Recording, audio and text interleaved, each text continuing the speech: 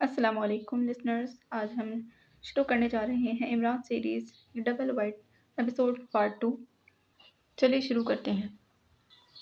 باس نے ایک بار پھر نوب گھمائی اور اس سے پہلے کہ عمران کچھ سمجھتا، باس نے سرخ رنگ کا بٹن دبا دیا تھا۔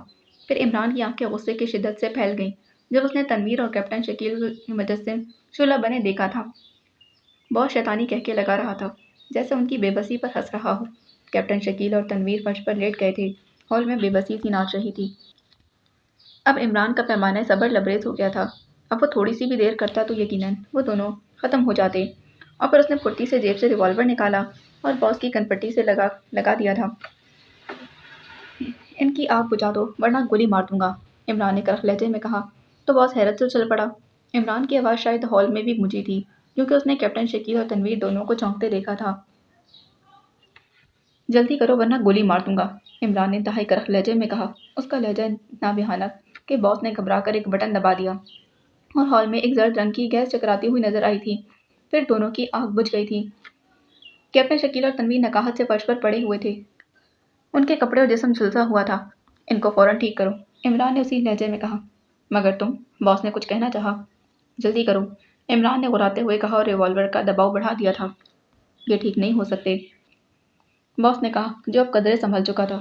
تو پھر تم بھی راہ عدم کو سدھارو، عمران نے درندگی سے بھرپور لہجے میں جواب دیا اور ٹریگر پر انگلی کی گرفت مضبوط کر دی تھی۔ ٹھہرو، میں نے ٹھیک کرتا ہوں، باس نے عمران کے لہجے سے گھبرا کر کہا۔ اس نے جلدی سے ایک نوب گھمانا شروع کر دی اور پھر 2 بٹن پریس کر دیے تھے۔ ان دونوں پر ایک سیال کی فوار پڑنی شروع ہو گئی تھی اور اس فوار کا حیرت انگیز رد عمل ہوا تھا۔ ایسا محسوس ہوا جیسے انہوں نے آب حیات پی لیا ہو۔ ان کا جسم حیرت انگیز طور پر ٹھیک ہو گیا تھا، جلسنے تک کے آثار ختم ہو چکے تھے۔ البتہ کپڑے ابھی تک جلے ہوئے تھے اور پھر وہ دونوں تیزی سے اٹھ کھڑے ہوئے تھے۔ عمران دوسرے لمحے باس کی گردن پر کراٹے کا بھرپور وار کر چکا تھا۔ وار چونکہ اچانک اور بھرپور پڑا تھا، اسی لیے ایک ہی وار نے اسے بے ہوش کر دیا تھا۔ عمران نے اسے گھسیٹ کر کرسی سے علیحدہ کیا اور فرش پر لٹا کر خود کرسی پر بیٹھ گیا تھا۔ اب وہ مشین کو آپریٹ کرنا مکمل طور پر جان گیا تھا۔ چنانچہ اس نے وہ بٹن دبایا جس سے باس نے دروازہ غائب کیا تھا۔ بٹن دبتے ہی دروازہ دوبارہ نمودار ہو گیا۔ کیپٹن شکیل اور تنویر، تم دونوں ہال سے باہر نکلو اور پھر برآمدے میں پہنچو۔ وہاں کونے میں سیڑھیاں اوپر جا رہی ہیں، ان سیڑھیوں کے ذریعے تم تیسری منزل پر آؤ، کمرہ نمبر 10 میں فوراً، عمران نے انہیں حکم دیتے ہوئے کہا اور وہ دونوں ہال سے باہر نکل آئے تھے۔ عمران نے ان کے نکلنے کے بعد دروازہ دوبارہ بند کر دیا تھا۔ اب اس نے مشین کے مختلف بٹن دبانے شروع کر دیے۔ اسکرین پر منظر تبدیل ہونے لگے تھے۔ پھر اس نے کیپٹن شکیل اور تنویر کو سیڑھیاں چڑھتے ہوئے دیکھا۔ وہ ساتھ ساتھ اسکرین کا ڈائل گھما رہا تھا اور پھر وہ دونوں تیزی سے تیسری منزل پر پہنچ گئے تھے، جہاں وہ نقاب پوش موجود تھا۔ اس نے کیپٹن شکیل اور تنویر کو دیکھتے ہی مشین گن سیدھی کر لی تھی۔ نمبر 3، ان کو آنے دو، عمران نے باس کے لہجے میں حکم دیتے کہا۔ عمران اس نقاب پوش کا نمبر آتے ہوئے دیکھ چکا تھا اور اس کی آواز سنتے ہی نمبر 3 نے مشین گن ہٹا لی تھی۔ انہیں راستہ دے دیا گیا۔ وہ دونوں آگے بڑھ آئے تھے۔ پھر جیسے ہی انہوں نے روم نمبر 10 کے باہر بچھے ہوئے قالین پر قدم رکھے، ایک سائڈ اسکرین پر ان کا عکس نظر آنے لگا تھا۔ عمران نے ایک بٹن جس پر ڈور کا لفظ لکھا ہوا تھا دبا دیا اور دروازہ کھل گیا تھا۔ دونوں اندر داخل ہوئے۔ ان کے اندر داخل ہوتے ہی دروازہ بند ہو گیا تھا۔ ادھر مشین کے پاس آ جاؤ، عمران نے ایک بٹن دبا کر انہیں کہا۔ اب اس کی آواز دوسری جگہ نہیں سنائی دے سکتی تھی۔ وہ دونوں تیز تیز چلتے مشین کے قریب آ گئے تھے۔ عمران صاحب، آپ؟ کیپٹن شکیل نے قریب پہنچ کر حیرت سے اس نقاب پوش کو دیکھا جو کرسی پر بیٹھا ہوا تھا۔ ہاں، مجھے بھی ایکسٹرا بننے کا شوق ہوا ہے، اس لیے اب میں نے بھی نقاب لگا لیا ہے، عمران نے ہنستے ہوئے کہا، جبکہ تنویر خاموش تھا۔ عمران نے جس طرح عین موقع پر دخل اندازی کر کے ان کی جان بچائی تھی، وہ اس کے لیے حقیقتاً عمران کے ممنوع تھے۔ کیپٹن شکیل، اب اس باس کو یہاں سے باہر لے جانا ہے، عمران نے کرسی سے اٹھتے ہوئے فرش پر پڑے باس کی طرف اشارہ کرتے کہا۔ یہی ہے وہ درندہ، کیپٹن شکیل نے نفرت سے بے ہوش باس کی طرف دیکھتے پوچھا۔ ہاں، یہی وہ مہربان ہے جو تم دونوں کو زندہ جلا رہے تھے۔ اگر تنویر جل جاتا تو جولیا بیچاری کنواری بیوہ ہو جاتی، عمران نے تنویر کو دیکھتے ہوئے کہا۔ عمران یہاں بھی مذاق کرنے سے باز نہیں رہا تھا۔ عمران صاحب، مذاق چھوڑ دیجیے، کیپٹن شکیل نے منہ بناتے کہا۔ تو عمران کیپٹن شکیل اور تنویر کی موجودہ حالت پر ہنس پڑا تھا۔ تنویر، تمہاری جسامت باس سے ملتی جلتی ہے، تم اس کا لباس خود پہن لو اور اسے اپنا لباس پہنا دو، عمران نے تنویر سے مخاطب ہو کر کہا۔ میرا لباس؟ تنویر نے اپنے جھلسے ہوئے لباس کی طرف دیکھتے قدرے طنزیہ لہجے میں کہا۔ جلدی کرو تنویر، ہم شدید خطرے میں ہیں، کیپٹن شکیل نے تنویر سے کہا، اور تنویر نے جھک کر بے ہوش باس کو اٹھا لیا تھا، پھر اسے لے کر ایک کونے میں لگے ہوئے پردے کے پیچھے چلا گیا۔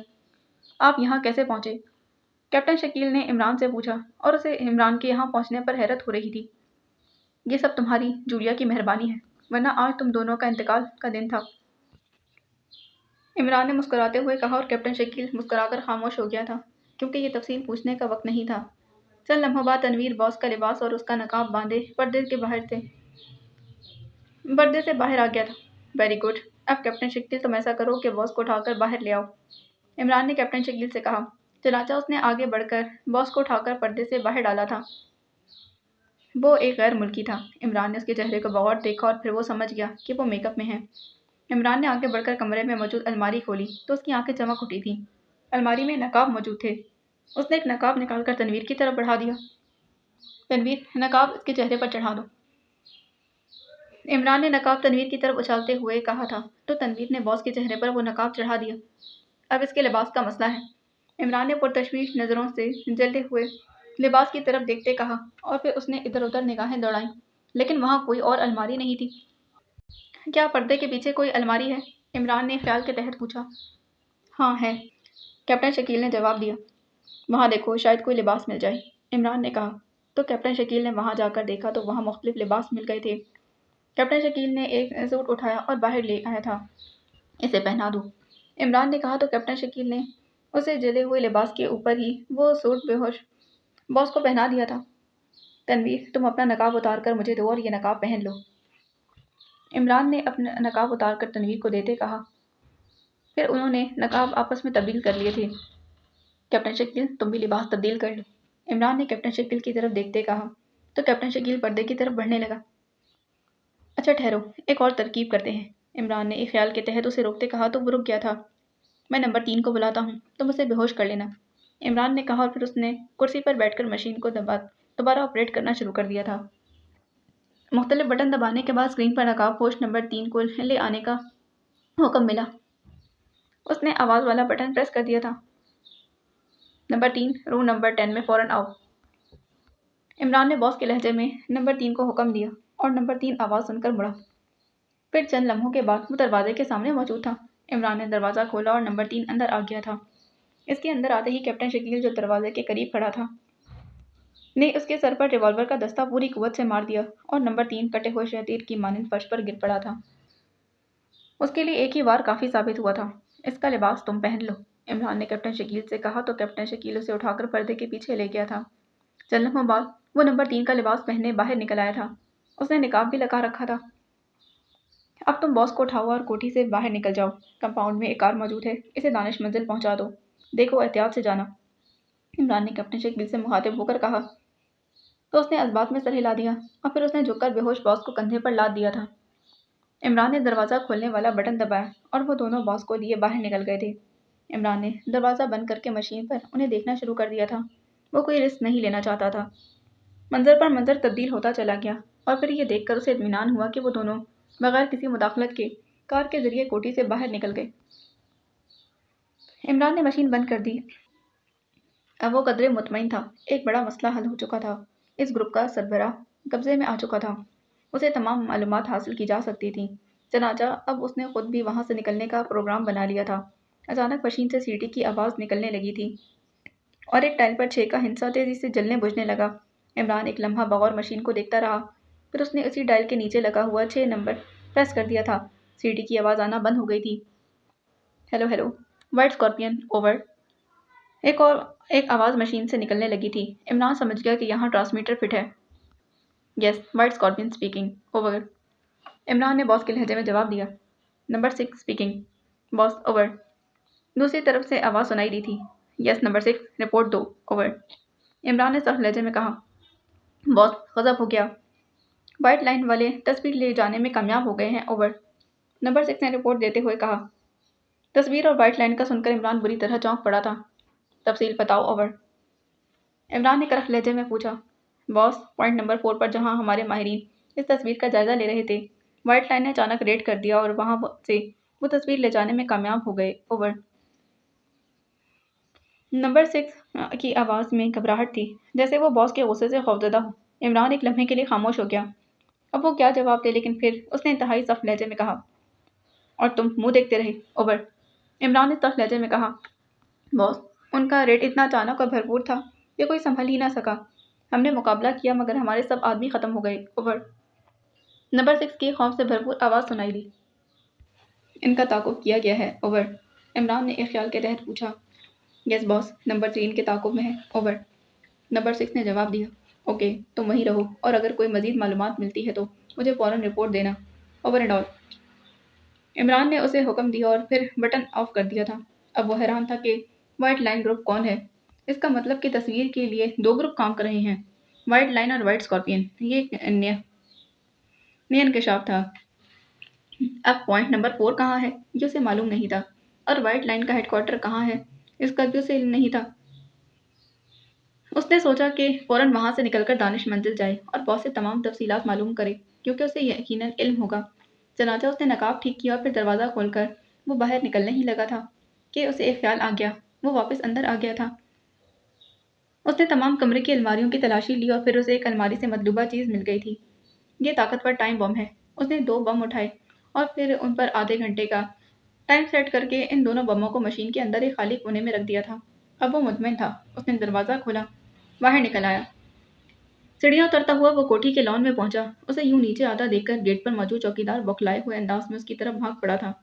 باس، کار نکالوں؟ چوکیدار نے مودبانہ لہجے میں پوچھا۔ ہاں، جلدی کرو، عمران نے کہا۔ اس کی ایک مشکل خود بخود حل ہو گئی تھی اور پھر وہ چوکیدار برآمدے کی طرف بھاگا، برآمدے کے ایک ستون پر لگا ہوا بٹن دباتے ہوئے۔ برآمدے کے نیچے تہہ خانے کا راستہ کھل گیا تھا۔ یہ شاید خفیہ گراج تھا۔ عمران حیران تھا کہ مجرموں نے کتنا وسیع انتظام کر رکھا ہے، اور پھر گراج سے ایک سرخ رنگ کی کار باہر آ گئی تھی۔ ڈرائیونگ سیٹ پر وہی چوکیدار تھا۔ کار قریب کھڑی کر کے وہ نیچے اتر آیا تھا۔ عمران ڈرائیونگ سیٹ پر بیٹھ گیا تھا۔ چوکیدار نے بھاگ کر پھاٹک کھولا اور پھر عمران کی کار تیزی سے پھاٹک سے باہر نکل کر سڑک پر دوڑنے لگی تھی۔ اسے علم تھا کہ آدھے گھنٹے بعد اس مشین اور کم از کم آدھی بلڈنگ کے ٹکڑے اڑ جائیں گے۔ ایکسٹرو کا فون ملتے ہی وقت ضائع کیے بغیر نعمانی سیدھا مارکیٹ پہنچا تھا۔ جب وہ ٹیکسی سے اترا تو اس نے دور سے جولیا کو ایک گلی میں مڑتے دیکھا تھا۔ وہ آہستہ آہستہ جولیا کے پیچھے چل پڑا۔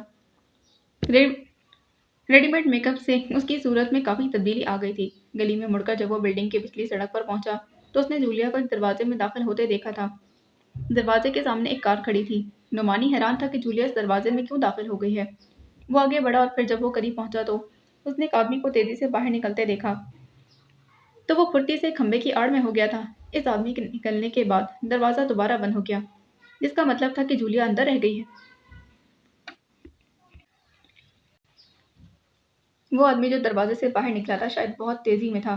اس نے بغیر ادھر ادھر دیکھے گاڑی کا دروازہ کھولا اور دوسرے لمحے کار تیزی سے آگے بڑھ گئی تھی۔ کار کا نمبر نعمانی کے ذہن میں محفوظ ہو چکا تھا۔ سڑک کے اختتام پر کار جب مین روڈ پر مڑ گئی تو نعمانی آگے بڑھا۔ اب وہ اس دروازے کے قریب پہنچ گیا تھا۔ اسے حیرت اس بات کی تھی کہ جولیا جس دروازے میں داخل ہوئی تھی وہ کہاں گئی۔ نعمانی نے دروازہ کھولنے کے لیے زور لگایا لیکن دروازہ اندر سے بند تھا۔ نعمانی حیران تھا کہ اب کیا کرے۔ ویسے اس کی چھٹی حس کہہ رہی تھی کہ جولیا خطرے میں ہے۔ چنانچہ اس نے ایک لمحے کے لیے وہاں کھڑے ہو کر سوچا کہ اب وہ کیا کرے۔ پھر اسے خیال آیا کہ یہ عقبی دروازہ ہے، وہ سامنے والے دروازے سے داخل ہو کر صورتحال معلوم کرے گا۔ اس نے بلڈنگ کا اندازہ لگایا تھا اور پھر واپس گلی سے ہوتا ہوا دوبارہ مین روڈ پر آ گیا تھا۔ اندازے کے تحت وہ آگے بڑھ گیا تھا۔ پھر کپڑے کی ایک بڑی دکان کے سامنے جا کر وہ رک گیا تھا۔ اس کے اندازے کے مطابق اس دکان کا وہ عقبی دروازہ تھا۔ چند لمحے اندازہ لگا کر وہ دکان میں داخل ہو گیا۔ دکان میں گاہکوں کی تعداد کافی سے زیادہ تھی۔ اس نے ادھر ادھر دیکھا اور پھر اس کی نظریں مینیجر کے آفس پر جم گئی تھیں۔ نعمانی نے سوچا کہ ضرور عقبی دروازے کا راستہ مینیجر کے آفس سے ہی جاتا ہوگا۔ وہ اس کاؤنٹر پر رک گیا جو مینیجر کے آفس کی بالکل قریب تھا۔ اس نے بس یوں ہی کپڑا دیکھنا شروع کر دیا۔ دراصل وہ مینیجر کے آفس سے آنے والی کسی آواز کا منتظر تھا تاکہ صورتحال کا اندازہ لگا سکے، لیکن اندر قطعی سکون تھا۔ ذرا برابر بھی آواز نہیں آ رہی تھی۔ وہ چکرا گیا کہ مسئلہ کیا ہے۔ آخر تنگ آ کر اس نے یہی فیصلہ کیا کہ وہ مینیجر کے آفس میں داخل ہو کر دیکھے گا۔ اگر کوئی گڑبڑ ہوئی تو وہ نپٹ لے گا، ورنہ مینیجر سے کسی کپڑے کے متعلق پوچھ کر واپس آ جائے گا۔ اس نے ادھر ادھر دیکھا اور پھر مینیجر کے آفس کی طرف بڑھ گیا تھا۔ اس نے دروازہ کھولا اور اندر داخل ہو گیا۔ دروازے کے سامنے پردہ تھا۔ اندر داخل ہوتے ہی وہ ٹھٹک کر رک گیا۔ دروازہ خود بخود پیچھے بند ہو گیا تھا۔ एक सख्त आवाज़ उसके कानों से टकराई। तो मुझे बेवकूफ़ समझती हो? एक आवाज़ सुनाई दी तो नुमानी ने रिवॉल्वर निकाल लिया था। वैसे उसे खुशी थी कि उसकी तरफ कोई मुतवज्जा नहीं हुआ। ये इत्तेफाक ही था, वरना दरवाज़ा खुलने और अंदर दाखिल होने पर ज़रूर कोई मुतवज्जा हो जाता। मगर शायद अंदर कुछ ऐसे हालात थे कि वो अपने काम में मगन थे। मुझसे क्यों पूछ रहे हो? क्या तुमको मालूम नहीं? जूलिया की आवाज़ सुनाई दी तो नुमानी ने ज़रा सा पर्दा हटाकर देखा। एक आदमी जूलिया पर रिवॉल्वर ताने खड़ा था। इसका मुंह गुस्से से सुर्ख हो रहा था। फिर उसने इस आदमी की उंगली ट्रिगर के गिर्द बढ़ते हुए देखी थी। नुमानी समझ गया कि वो क्या करना चाहता है। वो यकीनन जूलिया को गोली मारना चाहता था। नुमानी ने फुर्ती से रिवॉल्वर सीधा किया और फिर इससे पहले कि इस आदमी की उंगली का ट्रिगर पर दबाव बढ़ता, उसने गोली चला दी थी। निशाना वो रिवॉल्वर वाला हाथ था और नतीजे में कमरा एक जोरदार चीख से गूंज उठा था। नुमानी पर्दा हटाकर आगे बढ़ाया। उसे खतरा था कि गोली चलने की आवाज़ सुनकर कोई अंदर ना आ जाए। हाथ ऊपर कर लो, नुमानी ने इंतहाई सख्त लहजे में इस आदमी को हुक्म दिया। तो वो आदमी अपना हाथ पकड़े कीनातोस नज़रों से नुमानी की तरफ देख रहा था। उसके चेहरे पर रुई के फाहे लगे हुए थे। जूलिया ने नुमानी को देखा तो उसने झटपट कर वो रिवॉल्वर उठा लिया जो मैनेजर के हाथ से गिरा था, जबकि मैनेजर ने बेबसी से हाथ उठा लिए थे। अब क्या करना है जूलिया? जल्दी करो, कोई अंदर ना आ जाए। नुमानी ने जूलिया से मुखातिब होकर तेज लहजे में कहा। तुम फिक्र ना करो, अंदर कोई नहीं आएगा। ये कमरा साउंड प्रूफ है। जूलिया ने कहा तो नुमानी ने इत्मीनान का तवील सांस लिया। दरवाजे की चटखनी लगा दो ताकि कोई इत्तफाकन अंदर ना आ जाए, जूलिया ने नुमानी से मुखातिब होकर कहा। तो नुमानी ने आगे बढ़कर दरवाजे की चटखनी चढ़ा दी थी। हमारे 2 साथी कहाँ हैं? जूलिया ने मैनेजर से कहा। 2 साथी? मैनेजर ने हैरत भरे लहजे में कहा। हाँ, हमारे 2 साथी जो यहाँ आकर गुम हो गए थे, जूलिया ने सख्त लहजे में कहा, जबकि नुमानी हैरान था कि कौन से साथी। उसे चूंकि केस के मुतल्लिक कुछ इल्म नहीं था, इसलिए उसकी हैरत बजा थी, लेकिन वो खामोश रहा। नुमानी, इसे हेडक्वार्टर लेकर चलो, वहाँ पूछकर ठीक रहेगी, जूलिया ने फैसला कुन लहजे में कहा। जैसे आपकी मर्जी, नुमानी ने इस बात में सर हिलाते कहा। मुंह दीवार की तरफ कर लो, जूलिया ने मैनेजर से मुखातिब होकर कहा और साथ ही नुमानी को मखसूस इशारा कर दिया। मगर क्यों? मैनेजर ने कदरे खौफजदा लहजे में कहा। जल्दी करो। क्या क्यों? बाद में कर लेना, नुमानी ने गुस्से से चीखते हुए कहा तो मैनेजर ने मुंह दूसरी तरफ कर लिया था। फिर नुमानी ने रिवॉल्वर के दस्ते का एक भरपूर वार उसकी खोपड़ी पर कर दिया और मैनेजर कटे हुए शतीर की मानंद फर्श पर आ गिरा था। एक ही बार काफ़ी साबित हुआ था। वो कम अज़ कम 2 घंटे से पहले होश में नहीं आ सकता था। जूलिया ने आगे बढ़कर इस अलमारी को देखना शुरू कर दिया, जिसके घूमने से दरवाज़ा नमूदार होता था। फिर से अलमारी के खाने में लगे कोने में बटन नज़र आ गया था। जूलिया ने बटन दबाया तो वो अलमारी घूमना शुरू हो गई थी और अब वहाँ दरवाज़ा था। इसे उठाकर ले आओ, जूलिया ने नुमानी से कहा तो नुमानी ने बेहोश मैनेजर को कंधे पर डाल लिया था। फिर वो इस सुरंग नुमा रास्ते में चलने लगे थे। पिछले दरवाजे के करीब पहुंचकर जूलिया रुक गई थी। उसे इल्म हो गया कि इस दरवाजे के खुलने का मैकेनिज्म इस दरवाजे के करीब ही होगा। चनाचा लम्हों की चेकिंग के बाद दरवाजे के करीब दीवार पर एक हुक मिल गया था, जिसके दबाने पर दरवाज़ा खुल गया और वो दोनों बाहर आ गए थे। इसे टैक्सी पर ले चलते हैं, जूलिया ने कहा। और चारा भी क्या है, नुमानी ने जवाब दिया और फिर वो आगे सड़क की तरफ बढ़ने लगा। सड़क के करीब नुमानी रुक गया था, जबकि जूलिया आगे बढ़ी और फिर जल्द ही उसे खाली टैक्सी मिल गई थी। नुमानी ने बेहोश मैनेजर को पिछली सीट पर लिटा दिया और फिर खुद भी पिछली सीट पर सुकड़कर बैठ गया था, जबकि जूलिया आगे ड्राइवर के साथ वाली सीट पर बैठ गई थी। टैक्सी ड्राइवर उन्हें हैरत से देख रहा था। जल्दी करो ड्राइवर, वरना मरीज की हालत ज़्यादा ख़राब हो जाएगी, जूलिया ने टैक्सी ड्राइवर से कहा तो जूलिया की बात पर ड्राइवर मुतमईन हो गया। अस्पताल चलूं? ड्राइवर ने पूछा था। नहीं, इसे एक प्राइवेट डॉक्टर के दिखाना है, जूलिया ने कहा और फिर उसे दानिश मंजिल का एड्रेस बता दिया था। टैक्सी तेज़ी से आगे बढ़ी और फिर जल्द ही वो दानिश मंजिल पहुंच गए थे। नुमानी ने मैनेजर को उठाया और जूलिया ने टैक्सी का किराया अदा किया था और फिर टैक्सी आगे बढ़ गई थी। इसे डार्क रूम में ले चलो, दानिश मंजिल में दाखिल होकर जूलिया ने नुमानी से कहा और ख़ुद वो ड्राइंग रूम की तरफ बढ़ गया था। जैसे ही उसने ड्राइंग रूम में कदम रखा, सीटी की आवाज़ कमरे में गूंजने लगी थी। उसने आगे बढ़कर अलमारी खोली और फिर उसमें रुके हुए ट्रांसमीटर का बटन दबा दिया था। जूलिया, ये किसे ले आई हो? ओवर, एक्सटो की आवाज़ सुनाई दी थी। चीफ, ये उस दुकान का मैनेजर है जिसमें सफदर गुम हुआ था। मुझे शक है कि सफदर की गुमशुदगी में इस आदमी का हाथ है। मैंने वहाँ पूछगछ करने की बजाय ये मुनासिब समझा कि इसे यहाँ ले आया जाए। ओवर, जूलिया ने जवाब दिया था। इस दौरान नुमानी भी मैनेजर को डार्क रूम में छोड़कर ड्राइंग रूम में पहुंच चुका था। ठीक है, अब तुम दोनों वापस जाओ। ओवर, एक्सटो ने उन्हें हुक्म देते कहा। Okay sir, over and all. Julia ने जवाब दिया और फिर ट्रांसमीटर का बटन बंद करके उसने अलमारी बंद कर दी थी। फिर वो दोनों आगे पीछे चलते कमरे से बाहर निकल आए। रुक क्यों गए हो? गोली मारो। रुक क्यों गए हो? बॉस ने कदरे तंजिया लहजे में सफदर से कहा। मैं सोच रहा हूँ कि तुम वजूर में मेरे हाथों एक बेगुनाह का खून करवाओगे। सफदर ने जवाब दिया था। तुम फिक्र मत करो, इसका खून मेरे जिम्मे रहा। बॉस ने जवाब दिया तो सफदर सोच में पड़ गया कि अब वो क्या करे और क्या ना करे। बॉस पर गोली चलाना फजूल था क्योंकि वो मखसूस कुर्सी पर बैठा हुआ था। फिर इससे पहले कि वो कोई फैसला करता, कमरा एक तेज सीटी से गूंज उठा था। ठहरो, ये मशीन गन वापस कर दो। बॉस ने सीटी की आवाज़ सुनते ही सफदर को हुक्म दिया। क्यों? सफदर ने उसकी बात का मतलब ना समझते हुए कहा था, जबकि सीटी की आवाज़ मुसलसल गूंज रही थी। जो मैं कह रहा हूँ वो करो। बॉस ने कहा तो सफदर ने खामोशी से मशीन गन इस आदमी के हवाले कर दी थी। इसे सतून से बांध दो। बॉस ने हुक्म दिया और सफदर को दोबारा सतून से बांध दिया था। सफदर के सतून से बंधने के बाद बॉस कुर्सी से उठा और उसने एक अलमारी खोली थी।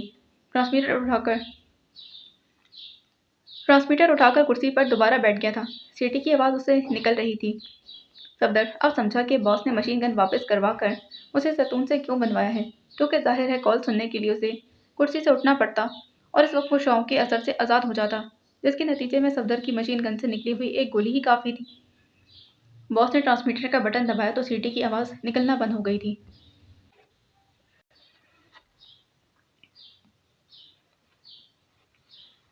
Hello hello white line, over. दूसरी तरफ से एक आवाज़ सुनाई दी थी। Yes, white line speaking, over.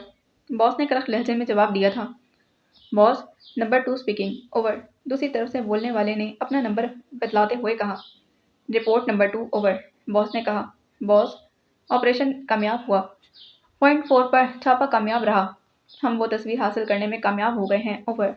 Number 2 ने मुसरत भरे लहजे में रिपोर्ट देते हुए कहा। Very good number 2, very good. तस्वीर अब कहाँ है, ओवर। बॉस ने खुशी से उछलते हुए कहा।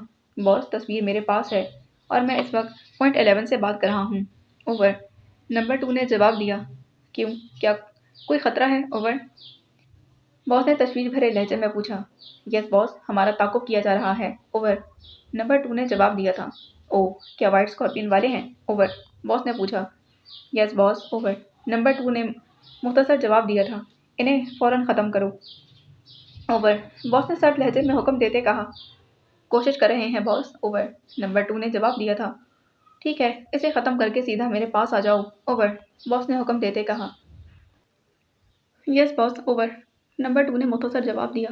इन्हें ख़त्म कर दो फ़ौरन, ओवर। बॉस ने सर्द लहजे में हुक्म देते कहा। कोशिश कर रहे हैं बॉस, ओवर। नंबर 2 ने जवाब दिया। ठीक है, इसे ख़त्म करके सीधे मेरे पास आ जाओ, ओवर। बॉस ने हुक्म देते कहा। Okay boss, over. नंबर 2 ने जवाब दिया तो बॉस ने ओवर एंड ऑल कहकर बटन बंद कर राब्ता ख़त्म कर दिया था और उसने उठकर ट्रांसमीटर अलमारी में वापस रख दिया। इन दोनों को ले जाकर रूम नंबर 6 में बंद कर दो। इनका फैसला बाद में किया जाएगा, बॉस ने अपने आदमियों से मुखातिब होकर कहा। और फिर उनमें से एक आदमी ने बेहोश सिद्दीकी को उठा लिया, जबकि दूसरे आदमी ने मशीन गन से सफदर को कवर करके हाथ ऊपर उठाकर आगे चलने को कहा था। कमरे से बाहर निकलकर वो एक राहदारी में पहुंचे थे। सफदर ने सोचा कि अब मजीद वक्त ज़ाया करना फजूल है, इसलिए अब इनसे निपट लेना चाहिए। चनाचा जैसे ही वो लोग एक मोड़ मुड़ने लगे थे, सफदर जो हाथ उठाए हुए आगे चल रहा था अचानक रुक गया और फिर बरक़ी रफ्तारी से वो मुड़ा और दूसरे ही लम्हे उसने आदमी की मशीन गन पर हाथ डाल दिया जो उसके पीछे आ रहा था। वो आदमी चूंकि उसकी गैर मुतवक्का हमले के लिए तैयार नहीं था, इसलिए कोई फौरी रद्दअमल नहीं कर सका और फिर एक ही झटके से मशीन गन सफदर के हाथ में पहुंच गई थी। दूसरा आदमी जो सिद्दीकी को उठाए हुए था, उसने जब ये मंजर देखा तो उसने फुर्ती से सिद्दीकी को नीचे फेंका, मशीन गन संभालने लगा। ऊपर सफदर भी यही चाहता था कि वो सिद्दीकी को फेंक दे ताकि वो आसानी से उस पर गोली चला सके। चनाचा इससे पहले कि वो मशीन गन संभालता, सफदर ने ट्रिगर दबा दिया। गोलियों की एक बौछार से निकली और दोनों की चीखें फायरिंग के धमाकों में मदगम हो गई थी। सफदर ने वक्त ज़ाया किए बगैर सिद्दीकी को कांधे पर लादा और फिर भाग पड़ा था। पूरी इमारत में फायरिंग से शोर मच गया था। सफदर के लिए बेहोश सिद्दीकी को संभालना एक मुश्किल अमर था, क्योंकि इस तरह वो फुर्ती से अपना बचाव नहीं कर सकता था। लेकिन उसी लम्हे उसने सिद्दीकी के जिस्म में हरकत महसूस की तो वो फ़ौरन एक सतून की आड़ में हो गया था। उसने सिद्दीकी को नीचे उतारा और फिर उसे तेज़ी से झंझोड़ने लगा। सिद्दीकी, सिद्दीकी, होश में आओ, हम खतरे में हैं। सफदर ने सिद्दीकी को झंझोड़ते कहा और फिर सामने से गोलियों की बारिश होने लगी। लेकिन चूंकि सतून की आड़ में होने की वजह से वो दोनों ही बच गए थे। फिर शायद ये लगातार धमाकों का नतीजा था कि सिद्दीकी जल्द ही होश में आ गया। क्या बात है? सिद्दीकी ने होश में आते हुए घबरा कर पूछा। मैं सफदर हूँ सिद्दीकी, हम खतरे में घिरे हुए हैं, होश में आ जाओ। सफदर ने तेज लहजे में कहा और फिर सिद्दीकी मुकम्मल तौर पर होश में आ गया। देखो, अब मैं जवाबी फायरिंग करता हूँ और तुम भागकर सामने वाली दीवार की ओट में हो जाओ। सफदर ने मशीन गन का रुख उधर करके जिधर से फायरिंग हो रही थी ट्रिगर दबा दिया। 2-3 सेकंड फायरिंग करने के बाद उसने मशीन गन सिद्दीकी के हाथ में दे दी थी। सिद्दीकी मशीन गन लेकर तेजी से भागता हुआ दीवार की ओट में चला गया था। फिर उसने वहां फायर खोल दिया। मुजरिमों ने समझा कि सिद्दीकी इधर चला गया है, इसीलिए अब जवाबी फायरिंग का रुख उधर ही हो गया था। सिद्दीकी ने इस मौके से फ़ायदा उठा लिया था और फिर तीर की तरह वो भी सिद्दीकी के पीछे पहुंच गया था। उसने सिद्दीकी के हाथ से मशीन गन लेकर खुद फायरिंग शुरू कर दी थी। सिद्दीकी, अब फाटक करीब है, मैंने अपनी तरफ मुतवज्जा करता हूँ, तुम फाटक क्रॉस कर जाओ। सिद्दीकी ने कहा, फिर फायरिंग तेज कर दी थी। दूसरे लम्हे सिद्दीकी ओट से निकला और भागता हुआ फाटक से बाहर निकल गया था। मुजरिमों ने उस पर फायरिंग करने की कोशिश की, मगर जब तक वो रुख बदलते सिद्दीकी बाहर पहुंच गया था। अब सफदर ने फायरिंग एक लम्हे के लिए रोकी और फिर उसने जंप लगा दी थी। अब वो फाटक के करीब बनी हुई चौकीदार के कैबिन की ओट में पहुंच गया था। मुकाबला एक बार फिर शुरू हो गया था और फिर दूसरी जिसमें सफदर भी फाटक से बाहर था। उसी लम्हे दूर से पुलिस कारों के सायरन की आवाज़ आने लगी थी। शायद किसी ने फ़ोन पर गोलियां चलने की रिपोर्ट पुलिस को कर दी थी। सायरन की आवाज़ आते ही कोठी के अंदर से फायरिंग रुक गई थी। सफदर और सिद्दीकी भागते हुए एक साइड गली में घुस गए थे। फिर मुख्तलिफ सड़कें क्रॉस करके वो एक खाली टैक्सी हासिल करने में कामयाब हो गए। कैप्टन शकील और तनवीर बेहोश बॉस को लिए दानिश मंजिल की तरफ जा रहे थे कि अचानक डैशबोर्ड पर लगे हुए डायल का एक हिंसा सुर्ख हो गया था और दूसरे ही लम्हे एक हल्की हल्की सीटी बजने लगी थी। कैप्टन शकील जो कार चला रहा था उसने कार की स्पीड आहिस्ता कर दी। ये ट्रांसमीटर की आवाज़ है, तनवीर ने चौंक कर कहा। हाँ, मालूम तो ऐसा ही होता है, कैप्टन शकील ने जवाब दिया और फिर डायल के साथ लगे हुए एक बटन को दबा दिया था। इस बटन के दबते ही सीटी की आवाज़ आनी बंद हो गई थी और फिर वो हिंसा भी जो रोशन हो गया था दोबारा तारीक हो गया। क्या हुआ? तनवीर ने पूछा। मालूम नहीं, मैंने तो सोचा था कि इस बटन के दबने से बातचीत शुरू होगी, लेकिन उल्टा ट्रांसमीटर ही बंद हो गया, कैप्टन शकील ने जवाब दिया। इस वक्त वो एक सुनसान सड़क पर जा रहे थे। अचानक कैप्टन शकील को अपने पीछे एक कार आंधी और तूफान की तरह बढ़ती हुई नजर आई थी। तनवीर, होशियार रहना, मेरे ख्याल में इस बटन के दबने से वो लोग होशियार हो गए हैं, कैप्टन शकील ने कहा तो तनवीर चौंक कर पीछे देखने लगा था। कैप्टन शकील ने कार की रफ्तार तेज कर दी थी, मगर पिछली कार वाले शायद पागल हो गए थे। उनकी कार की रफ्तार इंतहाई हदों को छूने लगी थी। फिर एक रिवॉल्वर की नाल पिछली कार की खिड़की से बाहर निकली थी। होशियार, तनवीर ने चीखते हुए कहा और फिर दूसरे लम्हे एक धमाका हुआ था और कार जो काफ़ी तेज़ी से जा रही थी अचानक डगमगाती। कैप्टन शकील ने उसे संभालने की बेहद कोशिश की, मगर कार ना संभल सकी। उसका टायर फट गया था। कार एक साइड पर हुई और फिर उलट गई थी। पिछली कार जो तेज़ रफ्तारी से आ रही थी पास से गुजरी और फिर रुक गई थी। ब्रेकों की जोरदार चीखें काफ़ी फासले से बुलंद होने लगी थी। कार आगे जाकर रुकी और फिर उसने बैक किया था। उल्टी हुई कार के करीब आकर रुक गई। उसके रुकते ही उसमें से 3 आदमी बाहर निकले, फिर कैप्टन शकील वाली कार की तरफ बढ़े थे। कैप्टन शकील और तनवीर दोनों कार उलटने की वजह से चोटें लगने से नीम बेहोश हो गए थे। आने वालों ने दरवाजे खोलकर इन दोनों को घसीटकर बाहर निकाला और बेहोश बॉस को भी खींचकर बाहर निकाल लिया था। ये तो अपने ही आदमी हैं। आने वालों ने उनके लिबास और कार में पड़े हुए नकाबों को देखकर हैरत से एक दूसरे से कहा। मालूम तो ऐसा ही होता है, दूसरे ने जवाब दिया और फिर उन्हें बॉस का नकाब खींचा तो वो चौंक पड़े थे। ओह, ये तो दोनों मकामी हैं, मगर ये तो बॉस के करीबी साथी मालूम होता है, तीनों ने हैरत भरे लहजे में कहा। बॉस शायद कभी भी बगैर नकाब के इनके सामने नहीं आया था, इसलिए वो पहचान ना सके कि ये बॉस है या कोई और। सिर्फ गैर मुल्की होने की वजह से उन्होंने अंदाज़ा लगाया कि बॉस का कोई करीबी साथी होगा। फिर खतरे वाला बटन इन्होंने क्यों दबाया था? एक आदमी ने कहा। ऐसा करते हैं कि कार को धकेल कर सीधा कर देते हैं, ताकि अगर कोई कार गुजरे तो उन्हें शक ना हो सके। एक ने राय पेश की तो फिर बाकी दोनों ने इस बात में सर हिला दिया था। फिर उन्होंने कार को धकेल कर बड़ी मुश्किल से सीधा किया। तीनों जोर लगा कर हाँफ गए थे। वैसे भी उनकी हिम्मत थी कि खासी बड़ी कार को वो सीधा करने में कामयाब हो गए थे। कुछ कतरे ढलवान जगह ने उनकी मदद की थी। इन्हें होश में ले आओ, پھر پتہ چلے گا کہ اصل چکر کیا ہے۔ کار سیدھی کرنے کے بعد ایک نے کہا، میرے خیال میں پہلے اس غیر ملکی کو ہوش میں لایا جائے کیونکہ یہ زیادہ اہم ہے۔ دوسرے آدمی نے رائے پیش کی جبکہ باقی دونوں نے اس تجویز سے اتفاق کیا تھا اور پھر وہ باس کو ہوش میں لانے کی کوشش کرنے لگے۔ جلد ہی وہ اس کوشش میں کامیاب ہو گئے تھے۔ باس نے آنکھیں کھول دی تھیں۔ آنکھیں کھولنے کے چند لمحوں تک تو وہ انہیں خالی ذہنی سے ہی دیکھتا رہا تھا اور پھر وہ ایک جھٹکے سے اٹھ کھڑا ہوا۔ اس نے ایک نظر بے ہوش تنویر اور کیپٹن شکیل کی طرف دیکھا۔ کیا بات ہے جناب، آپ نے خطرے والا بٹن کیوں دبایا تھا؟ باس کے ہوش میں آتے ہی ایک آدمی نے پوچھا۔ خطرے والا بٹن؟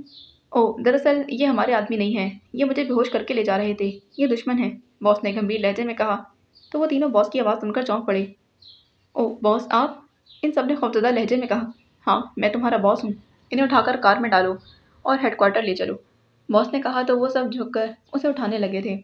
اسی لمحے دور سے ایک کار آتی نظر آئی تھی۔ سب سے پہلے کار پر باس کی نظر پڑی۔ اس نے ایک لمحے کے لیے بغور کار کی طرف دیکھا۔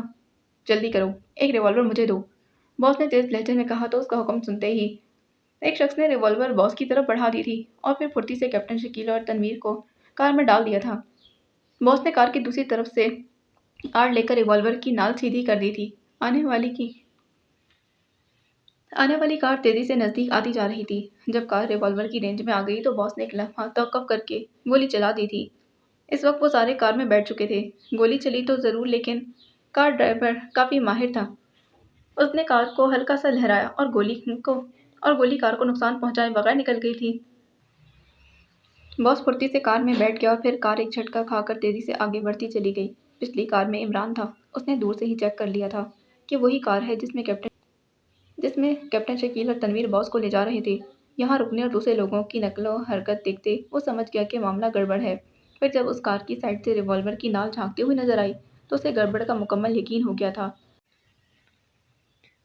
اب وہ کار آگے تھی اور عمران کی کار اس کے پیچھے تھی۔ اصل کار جس میں عمران نے باس کو بھیجا تھا وہ وہیں رکی ہوئی تھی۔ عمران اس کار کو کراس کرتا ہوا تیزی سے گزر گیا۔ اب زور و شور سے تعاقب جاری تھا۔ آگے جانے والی کار زیادہ تر سنسان سڑکوں پر چل رہی تھی۔ عمران سمجھ گیا کہ وہ کہیں رک کر مقابلہ کرنا چاہتے ہیں۔ عمران نے اس کا اندازہ کرتے ہی تیزی سے ایک ہاتھ اسٹیئرنگ سے اٹھا کر اپنی رسٹ واچ کا بٹن دبا دیا تھا اور پھر جلدی رابطہ ہو گیا۔ Hello X2 over. دوسری طرف سے بلیک زیرو کی آواز سنائی دی۔ طاہر، میں عمران بول رہا ہوں، فوراً کار بما ایمونیشن لے کر نکلو، میں ایک کار کا تعاقب کر رہا ہوں، اوور۔ عمران نے اسے حکم دیتے ہوئے کہا۔ اوکے، میں 1 منٹ میں باہر نکلتا ہوں، آپ مجھے گائیڈ کریں، اوور، بلیک زیرو نے کہا اور پھر چند لمحے کے توقف کے بعد بلیک زیرو کی دوبارہ آواز سنائی دی تھی۔ گائیڈ کیجیے، اوور، بلیک زیرو نے کہا۔ مارک روڈ کے دوسرے چوک سے ہم گزر رہے ہیں، فلپ روڈ کے تیسرے چوک سے ہوتے ہوئے تم ان کے سامنے آ جاؤ، جلدی، اوور، عمران نے اپنی پوزیشن بتاتے ہوئے کہا۔ ٹھیک ہے، اوور، بلیک زیرو نے جواب دیا۔ گاڑیاں ایک دوسرے کے پیچھے مسلسل دوڑ رہی تھیں۔ عمران نے جان بوجھ کر اتنا فاصلہ رکھا تھا کہ اس کی گاڑی ریوالور کی رینج میں نہ آ سکے۔ پھر جیسے ہی ان کی گاڑیاں فلپ روڈ پر پہنچی، اچانک عمران کو ایک نیلے رنگ کی کار ایک چوک سے اپنے پیچھے آتی نظر آئی۔ عمران سمجھ گیا کہ مجرموں نے بھی ٹرانسمیٹر استعمال کر کے ایک اور کار منگوا لی ہے۔ وہ اسے مکمل طور پر گھیرنے کا ارادہ رکھتے تھے۔ مقابلہ مزید دلچسپ ہوتا چلا جا رہا تھا۔ پھر اسے دور تیسرے چوک سے بلیک زیرو کی گاڑی آتی نظر آئی تھی۔ وہ بروقت پہنچ گیا تھا۔ میں فلپ روڈ پر آ گیا ہوں عمران صاحب، اوور، بلیک زیرو کی آواز سنائی دی تھی۔ ٹھیک ہے، ایسا کرو کہ سپیڈ آہستہ کر لو اور بم مار کر سڑک توڑ دو اور خود دوسری طرف رک جانا، اوور، عمران نے اسے حکم دیتے کہا۔ اب پچھلی کار اس کے قریب آتی جا رہی تھی۔ عمران نے ایک لمحے کے لیے ڈیش بورڈ کی طرف بغور دیکھا تو اسے احساس ہوا کہ جو گروپ اپنی کوٹھی میں ایسے سائنسی انتظامات کر سکتا ہے تو پھر چونکہ یہ اس باس کی اپنی ذاتی کار ہے، اس کے لیے ضرور اس میں بھی کوئی نہ کوئی چکر سیٹ کیا گیا ہوگا۔ اور پھر اسے ڈیش بورڈ پر مختلف رنگوں کے بٹن لگے نظر آئے تھے۔ اب ادھر پچھلی گاڑی قریب آ گئی تھی، ادھر بلیک زیرو کی گاڑی مجرموں کی گاڑی کے قریب تھی۔ عمران نے اندازے سے ایک بٹن دبا دیا تھا۔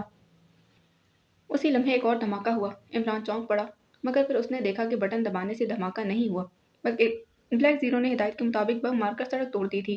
اور پھر دوسرے لمحے مجرموں کی گاڑی کے بریکوں کی زوردار چیخیں سنائی دی تھیں۔ ادھر عمران حیران تھا کہ بٹن دبانے کا کیا نتیجہ نکلا۔ بظاہر تو کوئی ایسا معاملہ نظر نہیں آ رہا تھا مگر اتنے میں پچھلی کار سے مشین گن سے فائرنگ کی آوازیں آنے لگیں۔ گولیاں عمران کی کار کی باڈی اور شیشوں پر لگی مگر ٹن کی آواز سے دور جا گری۔ اب عمران سمجھ گیا کہ بٹن دبنے سے فائر پروف چادر نے گاڑی کو کور کر لیا ہے۔ شیشے شاید پہلے ہی فائر پروف تھے۔ अब इमरान मुजरिमों की कार के करीब था। उसने दूसरे बटन भी दबाने शुरू कर दिए। फिर दूसरे बटन दबते ही कार के आगे पीछे मशीन गनों की नालें निकल आई थीं और फिर दोनों तरफ लगातार फायरिंग होने लगी। मुजरिमों की कार के दरवाजे धड़ाधड़ खुले और फिर 4 आदमी उसमें से निकलकर इतराफ में भागने लगे। इमरान ने कार रोक ली और पिछली कार में मशीन गनों की फायरिंग के खौफ से पीछे ही रुक गई थी। इमरान ने दरवाज़ा खोला और फिर वो रिवॉल्वर संभाले कूद पड़ा था। उस लम्हे पिछली कार से उस पर फायरिंग की गई, लेकिन वो करवटें बदलता हुआ एक दरख्त की ओट में हो गया था। मुजरिम कार से निकलकर साइडों में भागने लगे थे। अब उन्हें इमरान और ब्लैक जीरो ने घेर लिया था। 2 आदमी वहीं सड़क पर चित हो गए थे। इधर पिछली कार पर भी, जो कि इमरान की कार के से लगातार फायरिंग हो रही थी, इसीलिए वो कार को बैक करके पीछे ले जाने की कोशिश करने लगे, मगर गोलियों ने इंजन तबाह कर दिया था। फिर इस कार में से 2 आदमी निकलकर इतराफ की तरफ भागे। इमरान ने उनमें से एक को गिरा लिया था। फिर इमरान ने बटन खींचा था। Hello hello black zero, over. Imran ने बार बार कॉल देते हुए कहा। Yes over. दूसरी तरफ से आवाज़ सुनाई दी। फायरिंग बंद करके दूसरी कार से निकलने वालों का पीछा करो, वो कहीं दूर निकल गए हैं। इनमें से गैर मुल्की को हर हालत में गिरफ्तार करना है, वो इस ग्रुप का सरगना है, ओवर। इमरान ने तफसीली हिदायत देते हुए कहा और फिर ब्लैक जीरो की तरफ से होने वाली फायरिंग बंद हो गई। पिछली कार में से बच निकलने वाला एक आदमी भी सड़क के किनारे मौजूद घने दरख्तों में गुम हो गया था। इमरान ने एहतियात से इधर उधर देखा, फिर वो भागता हुआ कार के अंदर वापस चला गया। उसने मशीन गन फायरिंग वाला बटन किया था और फिर बेतहाशा और लगातार होने वाली फायरिंग बंद हो गई थी। इमरान कार को आगे बढ़ा ले गया था। मुजरिमों की कार के करीब उसने कार रोक दी और फिर वो नीचे उतर आया था। सड़क पर काफ़ी गहरा खड्डा पड़ चुका था। खड्डे से काफ़ी दूर ब्लैक जीरो की कार मौजूद थी। ब्लैक जीरो मुजरिमों के पीछे दरख्तों में गुम हो चुका था। इमरान ने आगे बढ़कर कार के अंदर झांका तो कैप्टन शकील और तनवीर बेहोश पड़े थे। इमरान ने उन्हें कार से बाहर निकाला और फिर अपनी कार में डाल दिया था। उसने धकेल कर मुजरिमों की कार को एक तरफ कर दिया था और फिर अपनी कार बढ़ाकर खुड्डे की साइड से निकलकर ब्लैक जीरो की कार के करीब रुक गया था। उसने एक लम्हे के लिए कैप्टन शकील और तनवीर की बेहोशी का इत्मीनान किया और फिर वॉइस ट्रांसमीटर पर ब्लैक जीरो को कॉल करने लगा था। Hello hello Imran calling, over. Imran ने बार बार कॉल देते हुए कहा। फिर चंद लम्हों के बाद ही राब्ता मुमकिन हो गया था। इमरान साहब, मैं इन मुजरिमों के ताक़ुब में हूँ। एक आदमी मजीद मैंने गिरा लिया है, मगर ये मकामी है, गैर मुल्की का कुछ पता नहीं चल रहा, ओवर। दूसरी तरफ से ब्लैक जीरो की आवाज़ सुनाई दी। ये दरख्त कहाँ ख़त्म हो रहे हैं, ओवर। इमरान ने पूछा। ये तो खासा वसी जंगल है, मैं सड़क से काफ़ी दूर आ गया हूँ, मगर अभी तक ये जंगल ख़त्म नहीं हो रहा, ओवर। ब्लैक जीरो ने कहा। ठीक है, तुम ऐसा करो कि गैर मुल्की का पीछा छोड़ दो। इतने वसी जंगल में एक आदमी को ढूंढना, और फिर जो ग्रुप का बॉस है, यकीनन वो बेहद ज़हीन और चालाक भी होगा। तुम वापस आ जाओ। मैं दानिश मंजिल जा रहा हूँ, तुम वहीं आ जाना, ओवर। इमरान ने उसे हिदायत देते हुए कहा। ओके, मैं वापस आ रहा हूँ, ओवर। ब्लैक जीरो ने जवाब दिया और फिर इमरान ने ओवर एंड ऑल कहकर कार आगे बढ़ा दी थी। अब इमरान का रुख दानिश मंजिल की तरफ था। लिंक रोड पर सुर्ख रंग की कार तेज़ रफ्तारी से दौड़ रही थी। इसमें 4 आदमी मौजूद थे। ये चारों गैर मुल्की थे। उनके चेहरों से खशूनत बरस रही थी। पिछले 2 आदमी बराबर पीछे देख रहे थे। अलबत्ता ड्राइवर के साथ बैठा हुआ एक गैर मुल्की जो शक्ल से खासा मुदब्बिर मालूम हो रहा था, कार के डैशबोर्ड के बटन दबाकर किसी से बात कर रहा था। फिर वो बटन बंद करके ड्राइवर की तरफ मुतवज्जा हो गया। क्या पोजीशन है चकर? गैर मुल्की ने ड्राइवर से मुखातिब होकर पूछा। ताक़ुब हो रहा है जनाब, ड्राइवर ने इत्मीनान भरे लहजे में जवाब दिया। फासला कितना है? गैर मुल्की ने पूछा। तकरीबन इतना ही जितना शुरू से चला आ रहा है, ड्राइवर ने जवाब दिया था। इसका मतलब है वो लोग सिर्फ ताक़ुब करना चाहते हैं, उलझना नहीं चाहते, गैर मुल्की ने कुछ सोचते हुए कहा। फिर क्या ख्याल है, मुकाबला हो जाए? ड्राइवर ने पूछा था। शायद वो इंतहाई बेजिगर आदमी से वाक़ई हुआ था। नहीं, अगर बगैर उलझे काम बन जाए तो ज़्यादा बेहतर है, क्योंकि तस्वीर इंतहाई कीमती है और मैं नहीं चाहता कि वो इस मुकाबले में ज़ाया हो जाए। गैर मुल्की ने कदरे सख्त लहजे में जवाब दिया तो ड्राइवर खामोश हो गया। शायद जवाब देने वाला उनका इंचार्ज था। फिर अचानक डैशबोर्ड पर लगा हुआ एक छोटा सा बल्ब पार करने लगा। इंचार्ज ने फुर्ती से एक बटन दबा दिया था। Hello number 2, hello number 2, white line speaking, over. दूसरी तरफ से गुर्राती हुई आवाज़ सुनाई दी। Number 2 speaking boss, over. Number 2 ने जवाब दिया। क्या पोजीशन है नंबर 2, ओवर। बॉस ने पूछा। वही जनाब, वाइट स्कॉर्पियन बदस्तूर ताक़ुब में हैं। वैसे इनके रवैये से महसूस होता है कि वो उलझने की बजाय सिर्फ ताक़ुब करना चाहते हैं, ओवर। नंबर 2 ने कहा। तुम इस वक्त कहाँ हो, ओवर। बॉस ने एक लम्हे की खामोशी के बाद पूछा। हाँ, पॉइंट 62 पर जा रहे हैं, ओवर। नंबर 2 ने जवाब देते हुए कहा। ओके, ठीक है, अब मेरी हिदायत गौर से सुनो। पॉइंट नंबर 1 मुस्तकिल तौर पर छोड़ दिया गया है। अब किसी हालत में भी फ़िलहाल उधर का रुख ना करना। وہ دشمنوں کی نظر میں آ چکا ہے۔ اب ہیڈ کوارٹر پوائنٹ نمبر 1 کی بجائے پوائنٹ نمبر 2 ہوگا۔ اوور، باس نے ہدایات دیتے ہوئے کہا۔ بہتر جناب، اوور، نمبر 2 نے جواب دیا۔ ویسے اس کی آنکھوں سے تشویش کے تاثرات نمایاں تھے۔ اچھا دیکھو، میں پوائنٹ 72 پر موجود ہوں۔ تم جب کراس کرو تو تصویر سائڈ میں پھینک دینا۔ یہاں ایک تنگ موڑ ہے، اسی لیے جب تک پچھلی کار وہاں تک پہنچے گی میں وہ تصویر اٹھا لوں گا۔ اس کے بعد تم ان سے نپٹ کر پوائنٹ نمبر 2 پر آ جانا۔ اوور، باس نے جواب دیا تھا۔ ٹھیک ہے باس، نمبر 2 نے جواب دیا۔ اوکے، اوور اینڈ آل، باس نے کہا اور اس کے ساتھ ہی رابطہ ختم ہو گیا۔ نمبر 2 نے بٹن آف کر دیا۔ پوائنٹ نمبر 72 پر چلو، نمبر 2 نے ڈرائیور سے مخاطب ہو کر کہا۔ تو ڈرائیور نے اس بات میں سر ہلا دیا۔ اگلے چوک سے ڈرائیور نے گاڑی سرکولر روڈ کی طرف موڑ دی تھی۔ یہ سڑک کافی زیادہ سنسان تھی۔